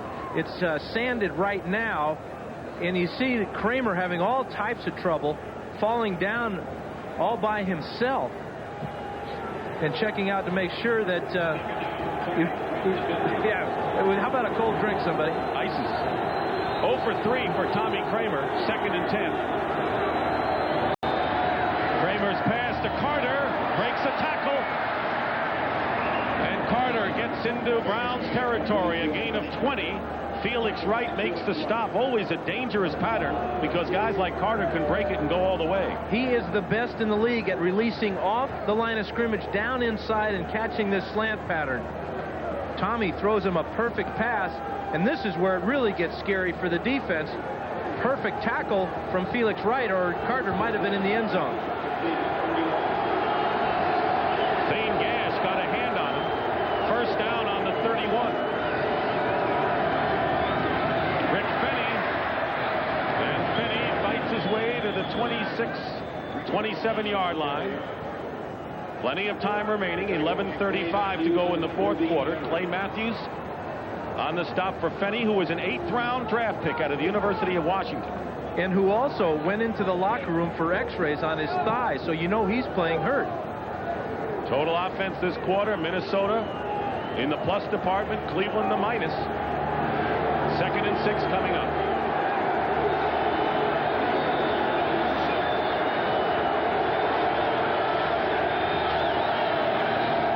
They go to Herschel Walker. Walker is dropped at the 25-yard line. Van Waiters and Thane Gash. Walker with a touchdown today. 26-yard jaunt up the middle for the 1 touchdown for the Vikings. And remember, we talked about injuries to Fenny. Well, Herschel came in with a dislocated big toe. That toe has been taped in a position where it won't bend at all. Not only that, he's got that steel implant in his shoe. So tip your hat to Herschel Walker for showing some toughness this afternoon. Extra wide receivers. You saw Gustafson and Hassan Jones in. 3rd and 4. Kramer with a handoff to Alfred Anderson. Loses a yard, but penalty marker is down. Todd Kalis might have moved. Robert Banks made the stop. False start. Number 69, third down. The crowd getting into it a little bit. Kalis very close to the quarterback, but you'll watch as he gets started too soon here. The snap from Loudermilk comes just after Kalis gets out of his stance.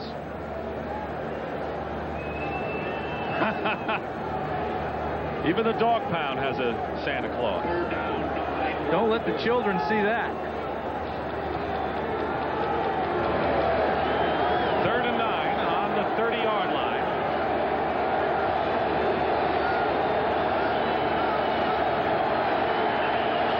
Penalty marker down. A free play for Tommy Kramer. And let's see whether the time ran out. The clock was running out. False start. Number 65. Third down. Gary Zimmerman. So the Vikings are having problems with their offensive line on this drive. Well, the Vikings are starting to unravel a little bit. They get the big play from Carter that gets them in good position, and now the offensive line looking to get started a little bit too soon. Zimmerman gets the call that time. And you can see that the Vikings are not used to having Tommy Kramer back there. Cadence may be different. Rhythm is different. Definitely. And also both those penalties came while Kramer was in the shotgun position. He just gets it off this time as the clock was down to 1. Kramer's pass is caught by Hassan Jones. And a first down. Or let's see where they mark it. They may be short by a yard. It's a 13-yard gain. They are short. Minifield prevented the first down. We're seeing some outstanding plays today. That throw by Kramer, the catch by Jones, but then the tackle, keeping Jones about a yard shy of the first down. Kramer is under some heat here. He rolls out. This is a tough throw on a good day across his body. Puts the ball in perfect position, but then there's a tackle from Minifield. And now the Vikings are going to call timeout and figure out what they want to do on this 4th and 1. I guarantee you, Tommy Kramer won't go on a quarterback sneak like Kozar did. Well, the Vikings are 2 for 2 in 4th down conversions today, but they have now used their second timeout, which could prove to be critical down the stretch. They trail by 4 points. We have a lot of time, 8:49 remaining, so they need a touchdown to take the lead. Kozar keeping warm for the next time the Browns get the ball. Green Bay is leading and Cincinnati leading in the 2 games that affect this contest. This might be a little psychological job by Kozar here. He's well out on the field, about 5 or 6 yards, giving the indication to the Browns defense that he expects them to stop the Viking offense. But also, you can see some of the Vikings in their huddle checking out Kozar, wondering what he's doing. Vikings will be left with 1 timeout. It'll be 4th and 1 on the Browns 22. And this is where the trade may start to pay some dividends. Got to give the ball to Herschel Walker in this case. 3 tight ends, Jordan, Darrell Ingram, and Brent Novoselsky in there for the Vikings. They don't get it. Herschel Walker carried. That was their man, and Mike Johnson made the big play and a loss of 3.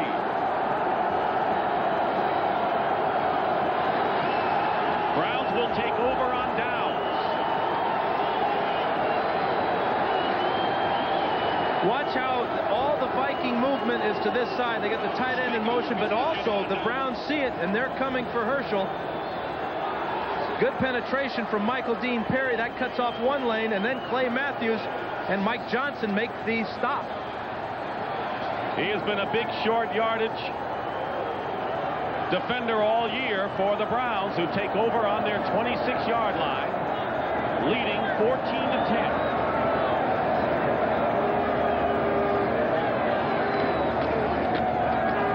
Mack to the 31-yard line, gain of 5. Chris Dolman on the stop. A critical 4th down play, a loss of 3 yards, and Minnesota used a timeout to set it up. And as the clock runs, they have 1 timeout left, needing a touchdown to take over the lead. They control their destiny. Win for them will give them the division title. Green Bay is leading Chicago in a thriller, 30-28 right now. Second down, 6 at the 30.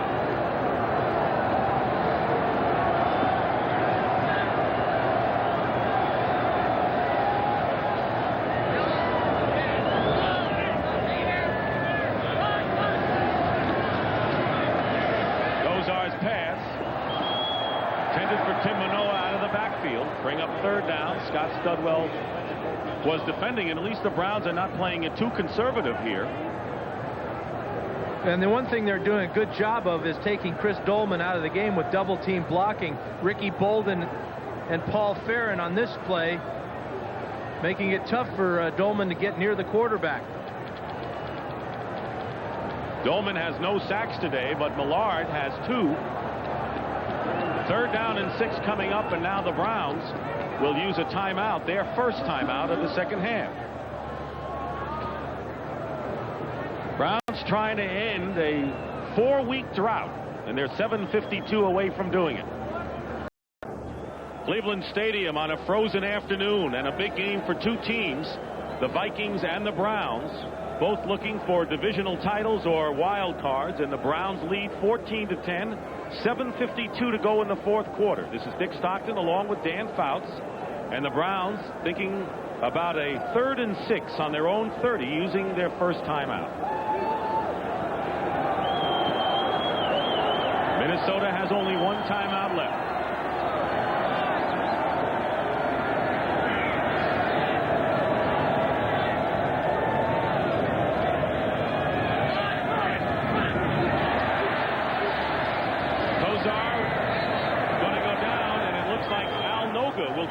Sack parade, the 3rd of the game for the Vikings, the 1st for Noga.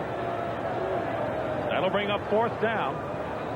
Noga's number 99 on the near side of the picture working against Cody Risen.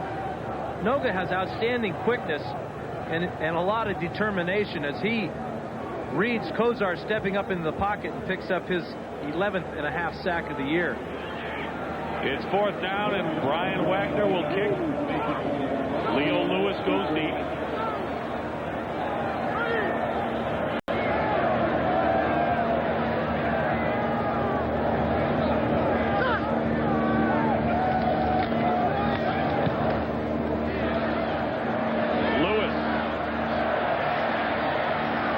Decides to let it roll, and it stops at the 43-yard line. The dog pound trying to cheer the Browns on. It was 3-0 in favor of the Vikings. Carlos's field goal in the second quarter.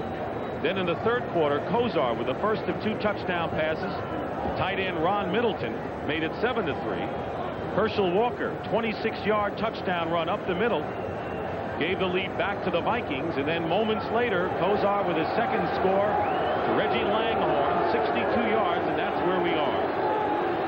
First down on the Viking 43. Tommy Kramer in relief of Wade Wilson, going up top and overthrows Anthony Carter, but there's a penalty marker down at the 40, and whether there was a hold or interference against the Browns.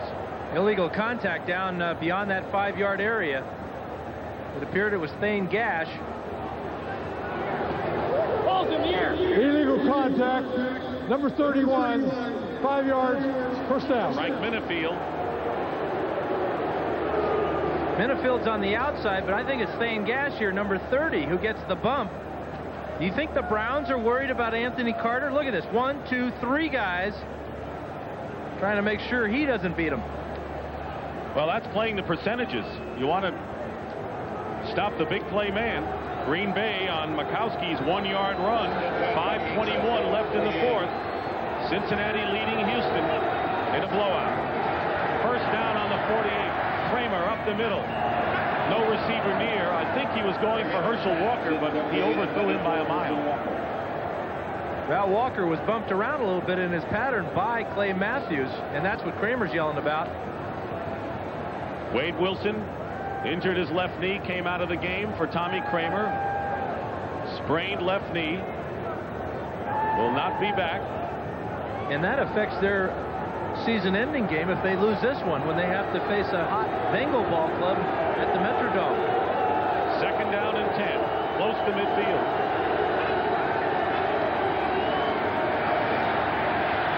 Kramer with time, and he completes the pass to the tight end, Steve Jordan.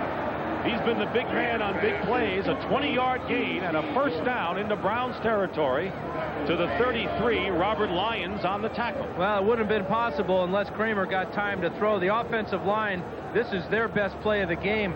Kramer has all day, and he throws right in the seam there, and Jordan comes up with another big catch. 4 catches for 61 yards for Steve Jordan. And a 1st down on the Browns 32. 6:14 remaining in the 4th quarter. Kramer, safety blitz, gets hit. And has to get rid of it in a hurry. Overthrows Carter, and it was Mark Harper coming in unmolested on a safety blitz. Actually, Harper is a cornerback, and he comes all the way from the right side, number 23, with about a 20-yard dash. A little bit late, but he still delivers his message. I beg your pardon. Corner blitz. That's a tough read for the quarterback. Often you're looking at those safeties just for that, because you have to throw a side adjustment. That time, the Browns with the corner blitz. Houston scores, but still trailing Cincinnati. Herschel Walker lines up wide to the top of your picture on 2nd and 10. Kramer up the middle, wide open is Jordan. He's inside the 10-yard line. And the 5th catch of the game for Steve Jordan. Thane Gash makes the catch. That good for 24 yards. And the Vikings are threatening to regain the lead with 5:45. Jordan is working against number 57 there, Clay Matthews. Nice spin move there. Matthews loses his footing on this field in the sand and ice. And Jordan sets up the Vikings inside the 10. Kramer really doing a nice job of throwing, and that offensive line is giving him the time. That's the key. 1st and goal on the 8. 2 tight ends for the Vikings. Kramer's pass caught. Brent Novoselsky, the tight end, couldn't go anywhere after the catch. Gets to about the 6-yard line.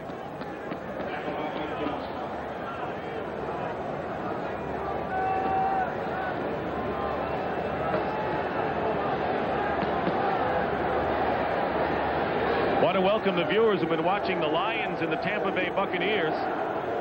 2 teams fighting for divisional honors in their respective conferences, fighting here with 4:40 to go in the 4th quarter. Minnesota trailing the Browns 14-10, but threatening. 2nd and goal at the 6. Dick Stockton and Dan Fouts from Cleveland Stadium.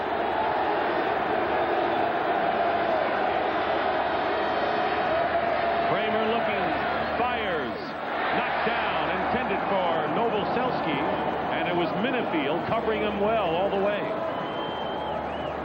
That'll bring up 3rd down.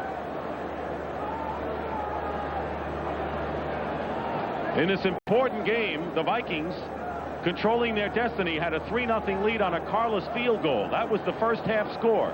Kozar with a touchdown pass gave the Browns the lead. Minnesota came back on a Herschel Walker touchdown score, and then Kozar with a big 62-yarder to Reggie Langhorne, and it's 14-10 Cleveland. 4:21 remaining in the 4th quarter. 3rd and goal at the 6, and the Browns get confused with the men they want on the field. They can't get off in time and have to use a timeout here. Absolutely. A lot of substitution there. Critical time. Good decision to use the timeout. Problem is, though, that if the Vikings go in and score, take the lead, then the Browns will only have 1 timeout. Now, the clock has been running throughout this timeout. It's a home field clock, and they're going to have to put some time back on it. They might want it to back on it if the Vikings score here, because we'll only have 1 timeout if they get the ball back. Well, you could say it's a good timeout, but it's also an unfortunate timeout, because these are the kind of mental mistakes in disorganization which hurt a team. Bringing you up to date, the Packers are leading Chicago, Cincinnati over Houston in games that affect this one, and the other scores. A Viking victory would give them the NFC Central Division crown, regardless of what the Packers do. The Browns need a win to stay alive. And with Houston losing big, a win by the Browns and a win against Houston next week, they would control their own destiny to win the AFC Central. Giants clinched at least a wild card berth with a win yesterday over Dallas. And the pieces of the puzzle starting to come together here on the next to last weekend. Kramer had a lot of time to go over and talk with Schnelker and Burns there, figure out what they want to do on this play. You can be sure if they don't get in the touchdown that they will go for it on 4th down. They're down by 4. Each team has 1 timeout remaining. Bob Schnelker, the offensive coordinator. Bernie Kosar staying warm by warming up on the field. Now he goes off.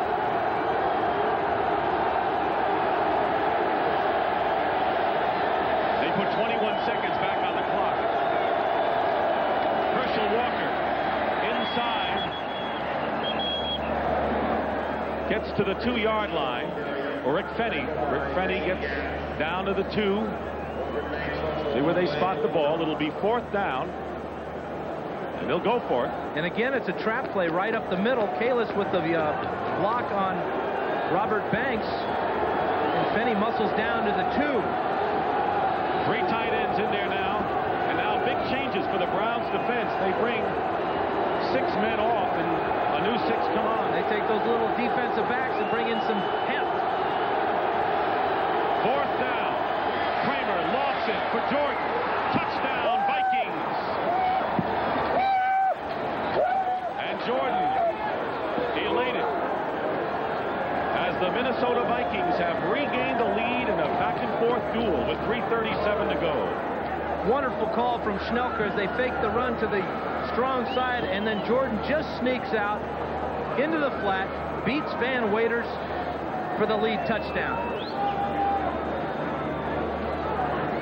And that was Jordan hooping and hollering down there in the corner of the end zone. As well he should. Having a sterling afternoon. Rich Carlos holding his Bucky Scribner. And the kick is good, and the Minnesota Vikings lead 17-14. This is such a tough assignment for a linebacker. Van Waiters, number 50, has Steve Jordan man-to-man coverage right here. Watch, it's a fake is to this side. Kramer comes out, drops back, and just lofts a very catchable pass as Jordan just gets rid of Waiters right on the line of scrimmage and has nothing to do but grab it and spike it. So right now, the hero for the Minnesota Vikings, with Bud Carson's offense going to work, would be Steve Jordan, but Tommy Kramer in relief of Wade Wilson. And how about that offensive line? And that offensive line, you bet. They had a couple of penalties where they had a couple of false starts, but they hung together. They knew what they had to do, give Kramer some time on this slippery field and these athletic people they have playing receiver. Now it's up to Bernie Kosar with 3:37 to go. The Browns had to use a timeout on defense. They have 1 left. 8 plays, 57 yards. Tommy Kramer with the scoring pass to Jordan. For Jordan, only his 3rd touchdown reception of the year. Carlos will kick off, and Eric Metcalf goes back. Richard Carlos. Keep for the Browns, and Michael Keith Jones and Eric Metcalf.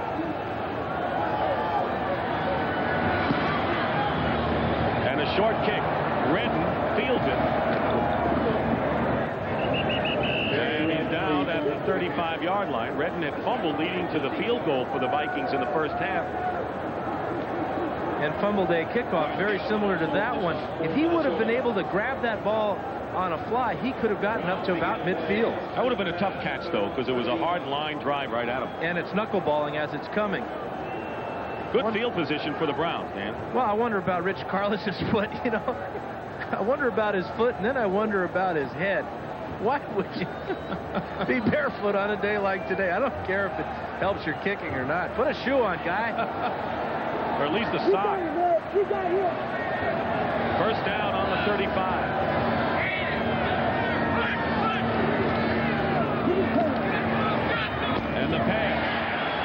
Incomplete. Intended for Webster Slaughter. Try to thread the needle. That'll bring up second down. Reggie Rutland defending. And another Viking shaken up.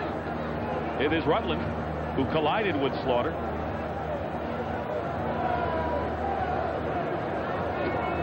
Every collision out there today has got to hurt. His own man will come over and hit him in the head. Here's the pass to Slaughter, and it's Dusbabic, who's been knocking heads all day, comes over and drives his left knee into Rutland's head. Dusbabic is lucky he didn't hurt his knee, and he might have knocked out his own teammate. Jerry Burns sees his team 326 away from their first divisional title under Burns, and their first division title since the beginning of the decade. Audrey McMillan making Michael Grimm pause to replace Rutland. There's the passing yards this quarter, and again the offensive line giving Tommy Kramer time. 106 yards. I guess we ought to be talking about position for the field goal that would tie this ball game up. You know, last week Matt Barr missed 2 possible game winners, including one in overtime. And you talk about a guy who's been tremendously reliable for the Browns for several years with a chance to redeem himself. He could be setting himself up for just that in this game. And he's been sitting a long time, too. 5 defensive backs for the Vikings, 2nd and 10 for the Browns.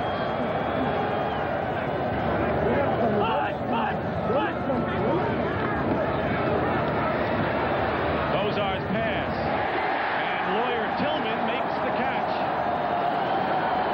Michael Grimm on the stop. It's tough not to be involved all day, and the rookie Lawyer Tillman makes the catch for 19 yards. Number 85 is Tillman. He's 6'5", 230 pounds. Look how he gets down the field. But also shows that he's a pretty heady guy coming back for the ball right in front of Grimm. And that puts the Browns in business.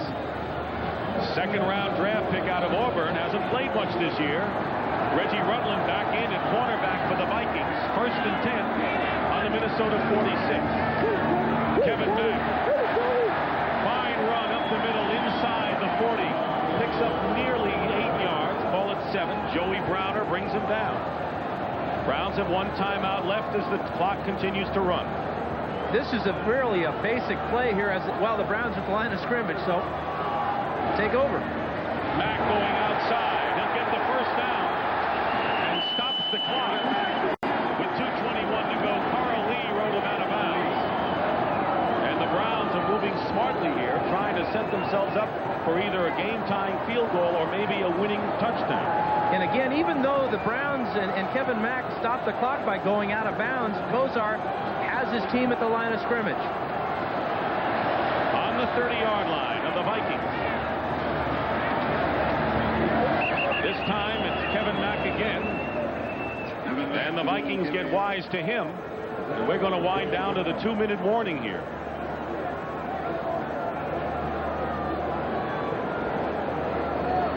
Kozar going to the sideline. So this game is coming down to the very end. 2 minutes to go in the 4th quarter. Minnesota clinging to a 3-point lead over the Browns. 70,777, 8,000 no-shows. That dog in there was no no-show in the dog pound. And Sam Weitz would be proud of the dog pound today. They've been very well behaved, but you wonder about the type of clientele that has season tickets in the pound.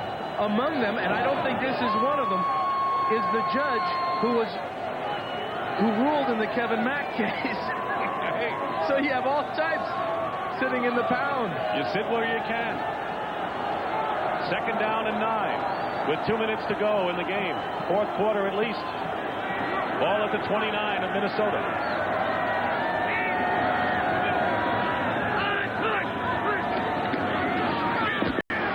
Kozar's pass. Caught. Not the best pass in the world, but Brian Brennan is there, as he always is reliably. And that pass will get Matt Barr into field goal range. Calling the play at the line of scrimmage. It'll be 3rd down and 1.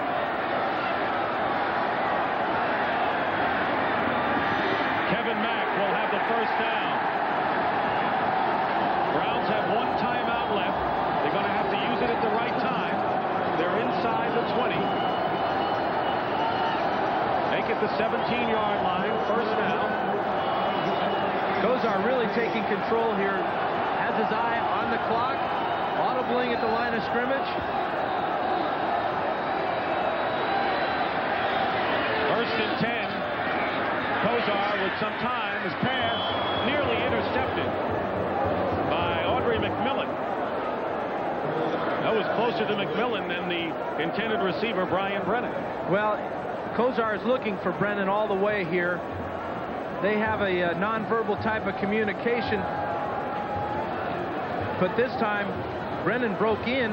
Kozar threw the ball to the outside, and McMillan could have become a big hero with the pick there. Right now, it would be about a 34-yard field goal for Matt Barr. Second and 10. Kozar wants the crowd to calm down a bit.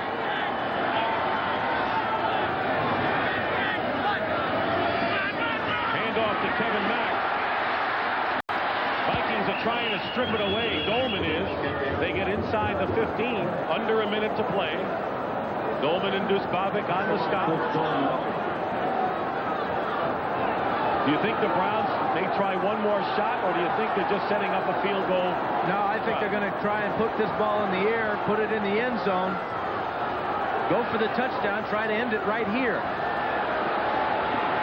And they're going to use their last timeout here.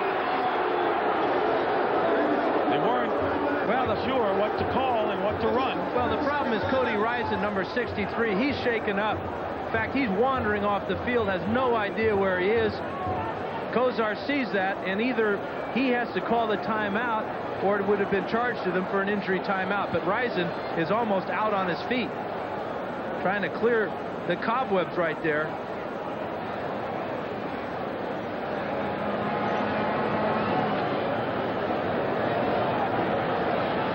You want to talk about the war of attrition that you have in a game like this, playing in sub-freezing temperatures for 3 hours on a frozen field, banging heads. That really shows you what the game is all about. You come down to the 15th week of the season. Both teams are involved in the playoff race. This is the Browns' last chance. This play right here may get them into the playoffs. Kozar with 2 touchdown passes, and you know, it would make it extra tough for the Browns if they were not to pull it out, just from their standpoint, knowing that the Houston Oilers are losing to Cincinnati, and the Bengals are taking care of half of the job today. Tom Baugh replaces Cody Rison at right tackle. 3rd and 7. Kozar throws it away, looking for a possible interference call. Tillman, the intended receiver, and now Matt Barr will come in to try to tie it up.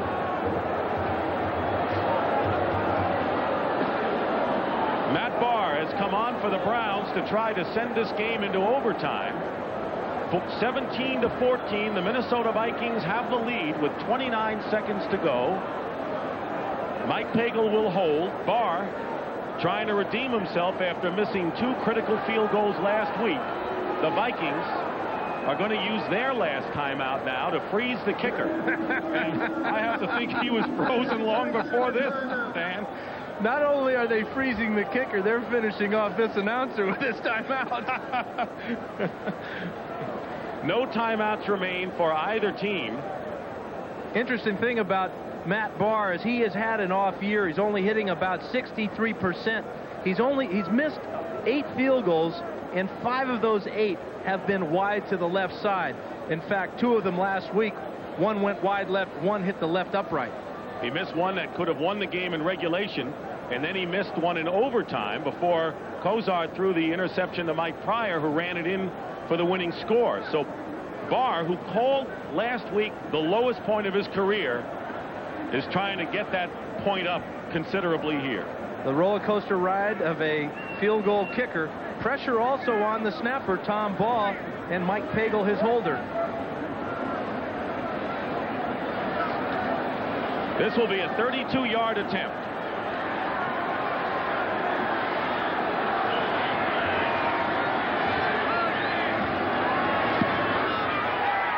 And the kick is good. Tied score.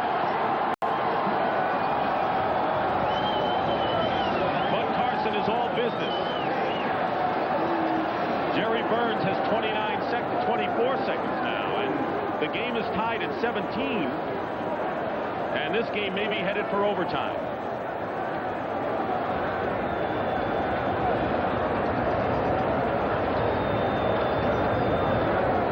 So Matt Barr redeems himself with a field goal to tie the score.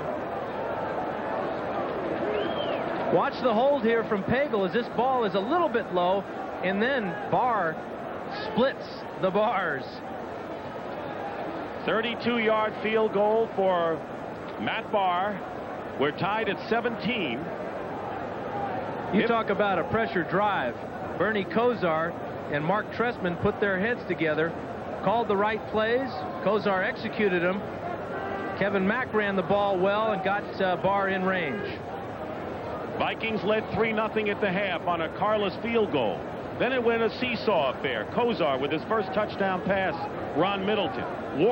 Herschel Walker, 26 yards, gave Minnesota the lead again. And then Bernie Kosar hit Reggie Langhorne with the big play of the game, 62 yards. Tommy Kramer in relief of Wade Wilson with a 2-yard flip to Steve Jordan gave the Vikings the lead, but Bernie Kosar brought the Browns back, and Matt Barr's field goal has tied it up. Brian Wagner kicking off. Herschel Walker is deep. 24 seconds to go in the fourth quarter. And it's fielded by Alfred Anderson. Anderson gets running room down the sideline and gets to midfield before he's ridden out of bounds. 18 seconds remain. A 34-yard return by Anderson. No timeouts left by the Vikings.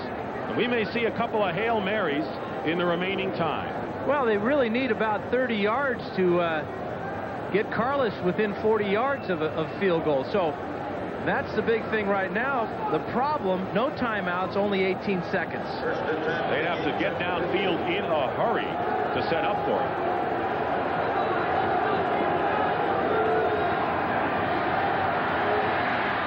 Kramer going for several receivers.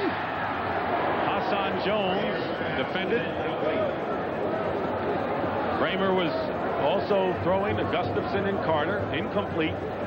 12 seconds remain. Didn't we start today's show with that type of play 10 years ago when Kramer hit Ahmad Rashad for the winning touchdown? But the Vikings have had more success with this type of play than any other team in the league. Hassan Jones has made a number of grabs where he has just gone up and out-jumped everybody for the ball, but also you got to watch Anthony Carter looking for the deflection. They have what they call the trips, the three wide receivers out to the left. Kramer going up again. Incomplete.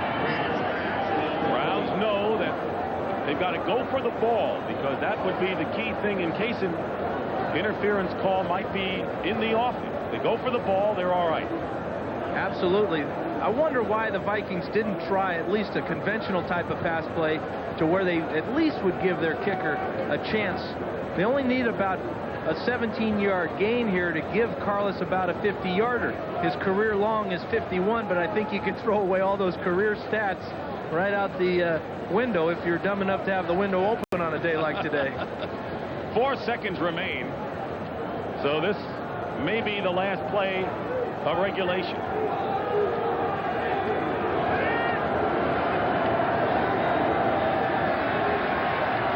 Here's Kramer's effort. And it's intercepted.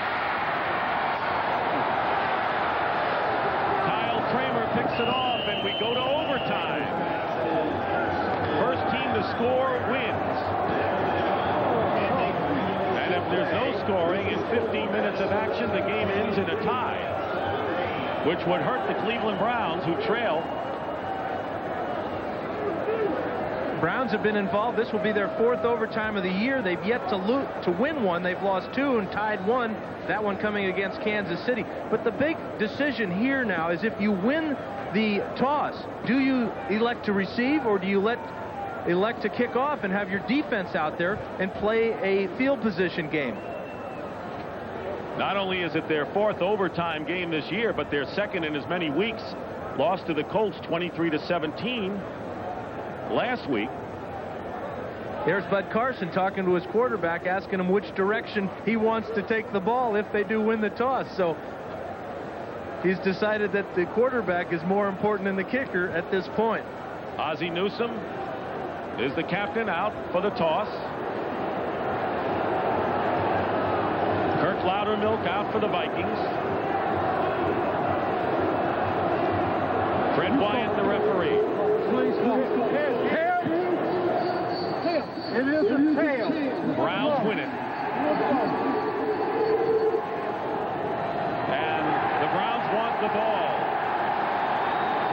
So when we come back to Cleveland Stadium, sudden death overtime coming up. It'll be Kozar at the helm as the Browns and Vikings are all tied up at 17.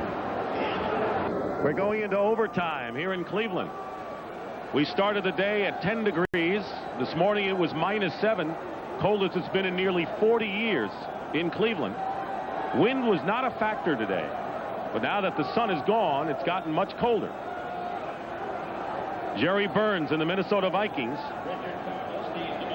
came within a couple of minutes of wrapping up their first division title since the beginning of the decade. Eric Metcalf goes back. Carlos will kick off. But Matt Barr's field goal tied it up.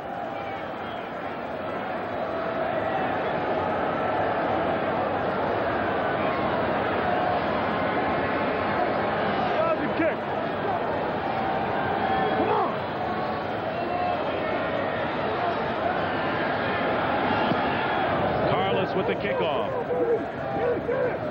Metcalf fields it on the 6-yard line. Gets some room. And Eric Metcalf brings it out to the 40-yard line where Reggie Rutland knocks him out of bounds. A 34-yard return. Let's check the overtime records. Minnesota is 1-0 in overtime. Cleveland 0-2-1, including the loss last week to the Colts. That win by Minnesota was set up by Mike Merriweather's block of the Dale Hatcher's punt against the Rams, where they got the safety. They'll start from the 39.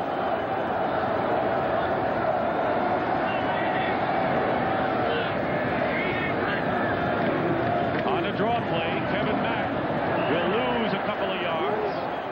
And it was Chris Dolman. No sacks today, but has played the run extremely well. The entire front line has, but what they're trying to do is get across the line of scrimmage. But, you know, I think I could have made that play. Nobody blocking me. I'm not sure I could bring down Kevin Mack, but at least I could, you know, if it was two-hand touch, I could touch him, and that'd be good enough. But, hey, listen, you've got to put somebody on Chris Dolman. You can't let him free like that. Green Bay leading should beat Chicago 40-28. So the Packers, you know who they're rooting for. They're looking for a Browns win. 2nd and 12.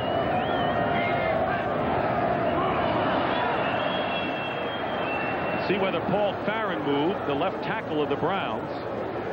False start, number 66. It was Tony Jones, the right guard, and then Farron jumped.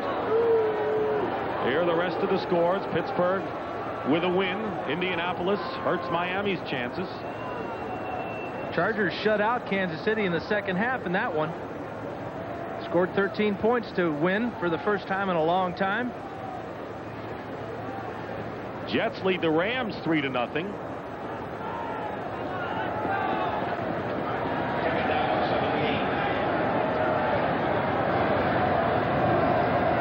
Second down and 17. Kozar will dump it off to Mack, who can't hold on. And now the offense has stalled for the Browns. And that'll bring up 3rd and long.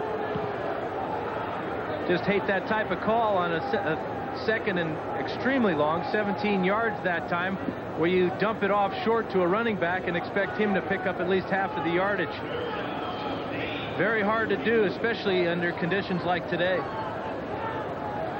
Now you may be wondering, if this game ends up in a tie, what it means for the Browns' chances, who came in a game and a half behind Houston. They would be a game behind with a tie and a chance to end up even with Houston. They still be alive if they beat them head-to-head next week. 3rd and 17. Kozar being chased by a couple of Was he in bounds? He is. Let's see what the call is on the far sideline. Still going to be a little bit short, about 4 yards short of the first down, but if there were any doubt about Bernie Kosar's elbow, they ought to be erased by that throw. Outstanding throw. 13-yard gain here. He comes out of the pocket a little soon here. Really didn't have the pressure. But watch this throw as Langhorne is running right along with him. There's nothing wrong with that elbow, folks. Certainly not career-threatening, as some people claimed during the week. Brian Wagner to kick.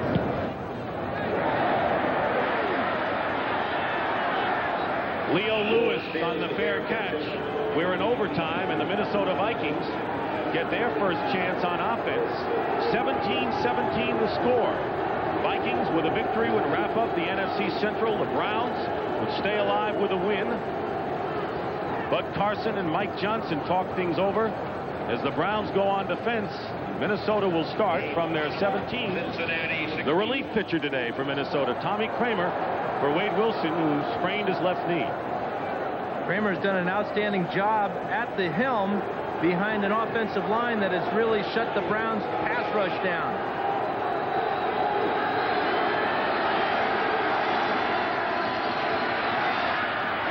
And the give is to Herschel Walker. Gets good yardage out close to the 25-yard line. Keep in mind that in overtime, each team has 2 timeouts. Thane Gash on the tackle. There's no scoring after 15 minutes have elapsed. The game will go in the books as a tie. See Bud Carson giving the defensive signals. One of the all-time great defensive coordinator running the show here in Cleveland. Second down and 3. Again, it's Walker getting close to first down yardage. This game ends up in a tie. The Vikings, of course, and it is a first down, still need 1 win or a Green Bay loss, as the Packers won today to wrap up the division title. Packers have to be the surprise team in the NFL this year. Lindy and Fonnie, along with the quarterback with a magic name.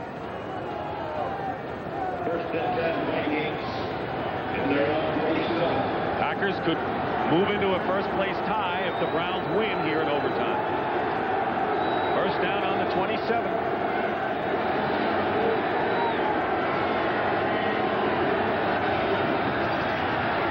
And a good opening for Rick Fenny, and he gets more than 10 yards on that burst up the middle. He's got a first down to the 39-yard line. The offensive line is proving that they can run block just as well. Again, it's a trap play. Kalis on the block on Robert Banks on the outside. Then Zimmerman comes down and seals off the middle linebacker Mike Johnson, and Finney's up there for a big game. Notice how he protected the ball. Felix Wright and Thane Gash on the tackle. First down on the Minnesota 40. Here's Finney again with another trap play off tackle. Not quite as successful. Picks up a couple. Clay Matthews brought him down.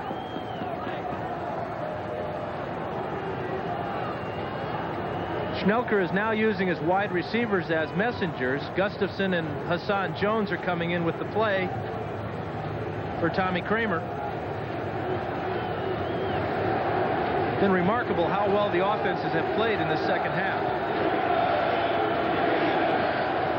Been only 3 turnovers in the game, 2 by Cleveland. Second down and 8. Herschel Walker. And it'll be third and about 5 or 6. Michael Dean Perry making the stop on Walker. 17-17 the score. Houston has lost to Cincinnati. A victory for the Browns would keep them alive and force a big showdown against the Oilers for the division title next week. 61-7 was the final in Riverfront Stadium. You don't think they had any fun down there, Boomer and the boys? Sure, the dog pound and Cleveland people didn't mind what Sam Weiss's team did today. Yeah, how about that? Cleveland fans rooting for the Bengals today. Vikings are going to call a timeout. They'll have one timeout left in the overtime. We'll be back to Cleveland Stadium after this. Dick Stockton and Dan Fouts back at Cleveland Stadium in the crowd that has remained of the 70,700 that started here, urging on the defense to stop the Vikings on 3rd and 5 on the Minnesota 45. Steve Jordan has been a big receiver for Tommy Kramer this second half. Vikings with one timeout left. They just used one. And it's amazing at how fast this overtime period can go. I don't know why they don't give you 3 timeouts in it, though. But there are a lot of rules I don't understand. Especially the one about Carlos not being able to wear a sock at least. 3 wide receivers on 3rd and 5.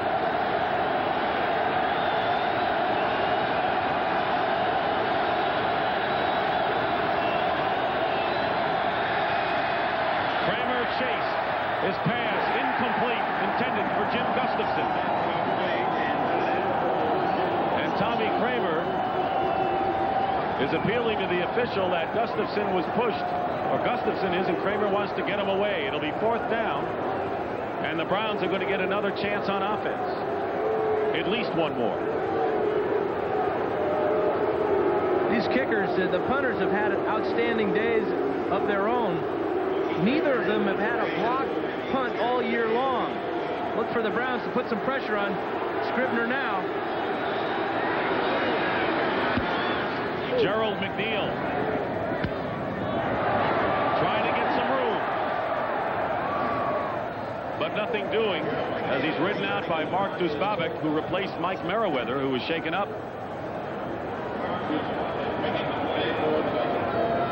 Been a busy day for Trestman, who replaced Merriweather, who was injured and has been all over the field on special teams and playing the normal linebacking spot now. Bernie Kosar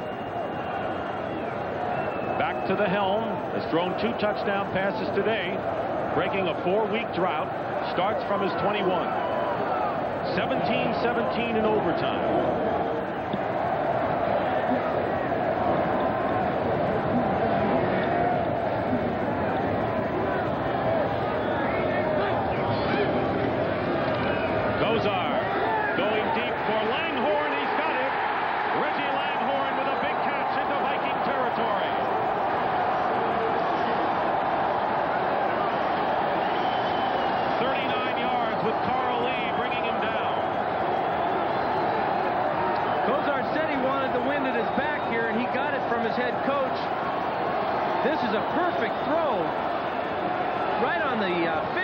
Of Langhorne, and now the Browns have got it all going their way. Carl Lee right on the tight coverage, had to take a perfect pass to get in there. 6 catches, 140 yards, and a touchdown reception. First down on the Minnesota 40.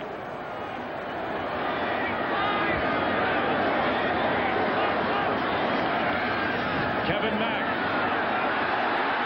gets outside, and Mack picks up 8 yards or so. Making the tackle was Reggie Rutland. Good outside move by Mack as the Browns are rolling now in sudden death. Well, Kevin Mack is just having an outstanding afternoon. Did you notice at the end of this run, he had a chance to step out of bounds, but he decided to deliver a blow before he did. Lloyd Peters, the defensive coordinator, calling the play as Mack goes out, replaced by Tim Manoa. 2nd down and 2 on the 32-yard line. Here's Manoa. See where they spot the ball. Manoa had to get to the 30-yard line. Chris Dolman in on the play for the Vikings. I believe he's a little bit short, and that'll bring up an interesting call for Trestman.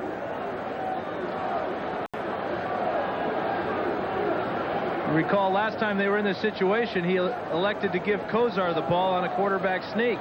They're going to measure, and I'm sure that both teams want to know how short he is, or the Browns are, from a first down.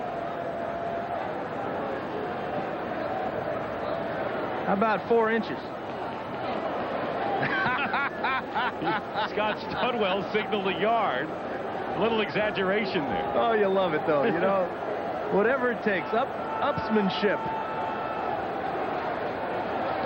So 3rd and inches coming up for the Browns. You look at Studwell in those eyes, that's a prerequisite to be a great linebacker in the National Football League. You got to have the eyes. Those eyes have it. Kevin Mack returns to the game on 3rd and less than a yard. Quarterback sneak, and Kozar has it this time. So again, they go to the sneak. First time it didn't work. This time he appears to have the yardage.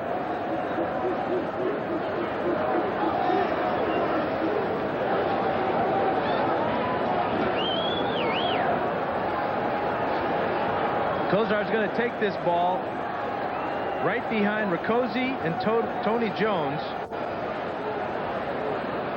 They're going to bring out the sticks, I believe, again.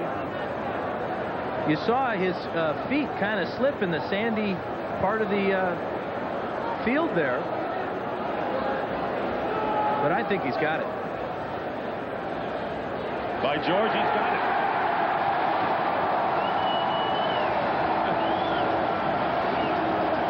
Bernie's taking this snap, makes sure he has it well secured, but now his footing goes out from underneath him, and he's just got to lean forward. He's lucky he's 6'5", or he might not have picked that first down up. Meanwhile, the Vikings have lost the key operative from the defensive line. Keith Millard has a separated shoulder, may not be back. That shoulder's been giving him a problem for the last month. Thomas Struthers replaces him. Eric Metcalf in the game, 1st and 10 on the Vikings 30. Kozar with the rollout. Could have been a dangerous pass behind Metcalf. Right into the teeth of the secondary, Browner. That'll bring up 2nd down. Matt Barr kicked a 32-yard field goal to tie this game with 24 seconds left to send it into overtime, and could be called upon to end it momentarily. He's got half that redemption back from last week when he missed 2. One hit the upright, but he's got the Browns this far. There's Millard, who has that separated shoulder. 2nd down and 10.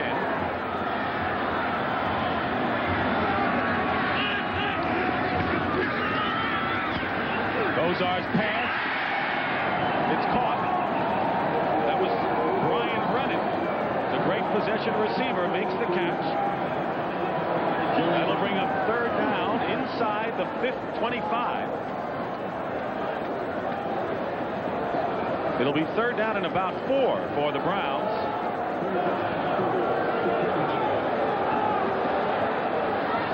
They don't get the first down here. It'll be Matt Barr time.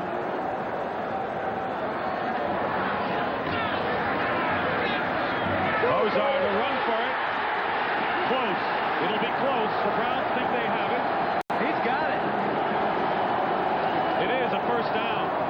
Question is, how is he? He went in head first there, becoming the running star as well as the passing star here, picking up 2 first downs in a row.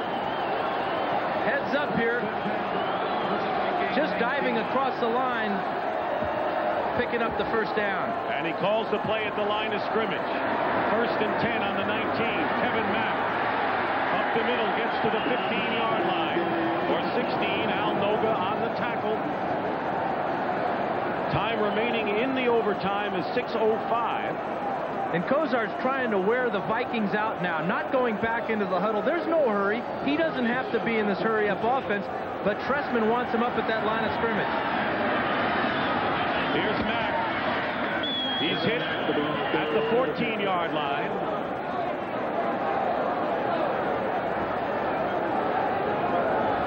The Minnesota Vikings have had their miseries in Week 15. Since the 1981 season, they have lost every game on the next to last week of the season. Last year's loss to the Packers in Week 15 kept them from winning what they're after today, the NFC Central crown.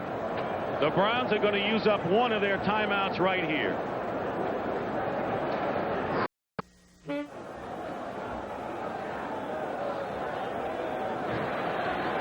brought on Matt Barr right now to end it. He's going to try a field goal to win the game for Cleveland in overtime. He kicked the field goal with 24 seconds left to send it into OT. And this is a good decision by Bud Carson because it's only third down. If they have something go wrong with the snap and recover the ball, they still have the ability to kick a field goal on fourth down. But they're thinking, making it, let's end this thing. No sense delaying the inevitable. Browns are trying to break a skid that has seen them lose 3 in a row after a tie with Kansas City. He missed a couple last week. This will be a 32-yard attempt, the same distance he kicked to send it into overtime. Tom Baugh is the center. Mike Pagel holds.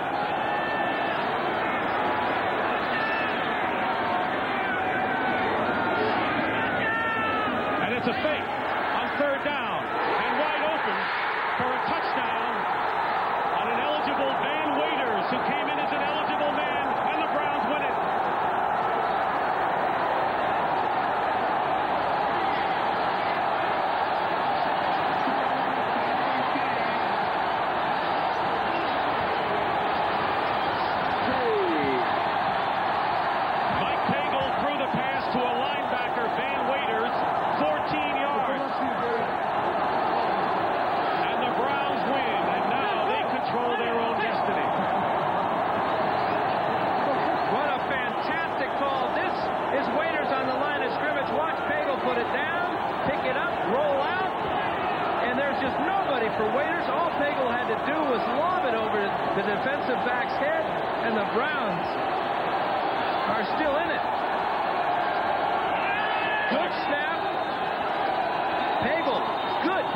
Barr follows through with the fake.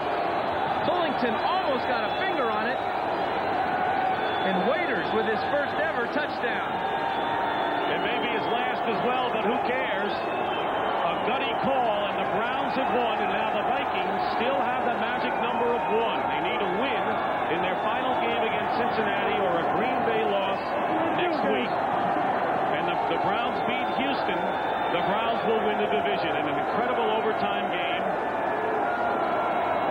Steve Jordan from the Minnesota Vikings and Bernie Kosar of the Cleveland Browns have been chosen the Miller Lite Players of the Game and qualify for the Player of the Week honors. A $1,000 donation will be made by the Miller Brewing Company on behalf of the players to cerebral palsy. The hardy crew that stayed to watch this game in 10-degree temperature, and the Browns win it in overtime. A lot of happy dogs. So for Dan Fouts, I'm Dick Stockton saying so long. The Browns win it. Stay tuned for the NFL Today post-game show. You've been watching CBS Sports coverage of the National Football League. Well, you see some of the things that happened today around the NFL, and we're going to hear live from Giant coach Bill Parcells. But first, the hero of the moment. Let's go back to Cleveland. Here's Dick Stockton. All right, Brent, thank you very much. And Bernie Kosar is with us on the field. And, Bernie, you think this victory in overtime you lost last week answers a lot of questions about the criticism of the offense? Well, Dick and Dan, I'll tell you, it was really a great win for us today. We had a similar situation last week, and we thought about the fake field goal last week. And I tell you, a lot of guys really showed a lot of character out there today. And then really, as you know, adverse conditions, we hung in and played a good game. Bernie, setting up that field goal was probably your best pass of the day. They bombed to Reggie Langhorne.